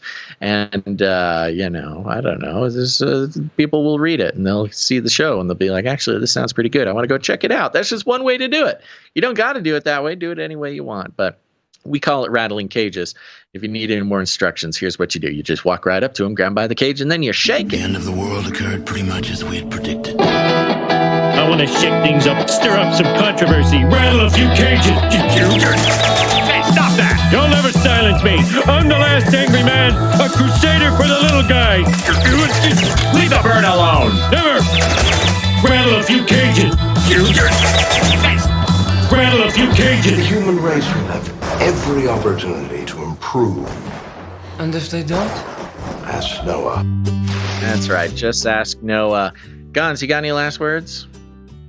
Stay away from the eye of Sauron in the heat, in the fire. Good. The fires. The fires of Mount Doom. The hot fires of climate change. Yeah. And while you're at it, consider sponsoring 1 hour of babysitting for Gonz's kids.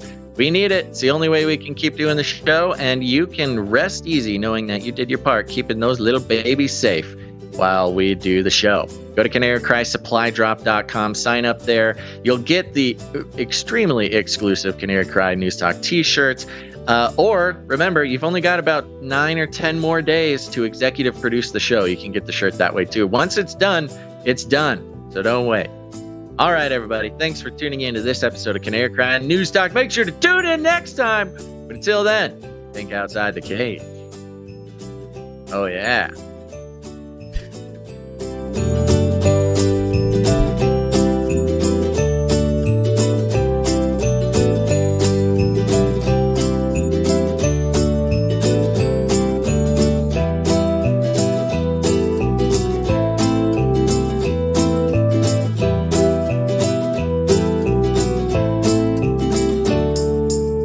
Remember, reality is an illusion. The universe is a hologram. Buy gold. Buy!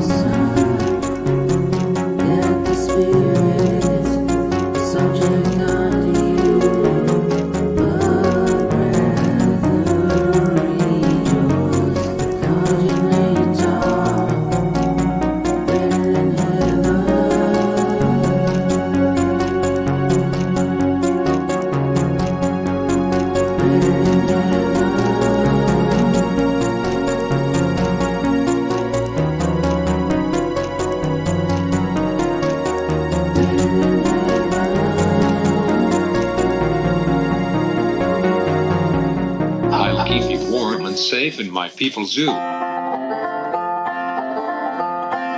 him more.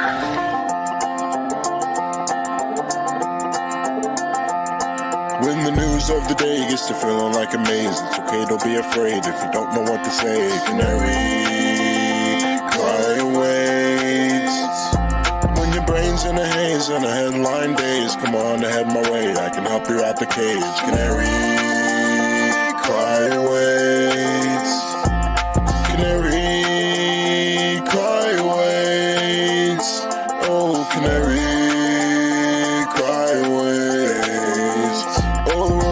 changing every day, each and every way you turn. There's another thing to learn. Reading in between the lines, thanking Jesus for our lives. And nice to see His glory shining like the sun. Run the race until it's done. Come on, everyone. Cry waves. Oh, Canary, cry waves. When your brain's in a haze and a headline days, come on, I have my way. I can help you out the cage. Canary, cry away. Bye. I'm out of here. Bye. They love killing. Canary cry, that's support.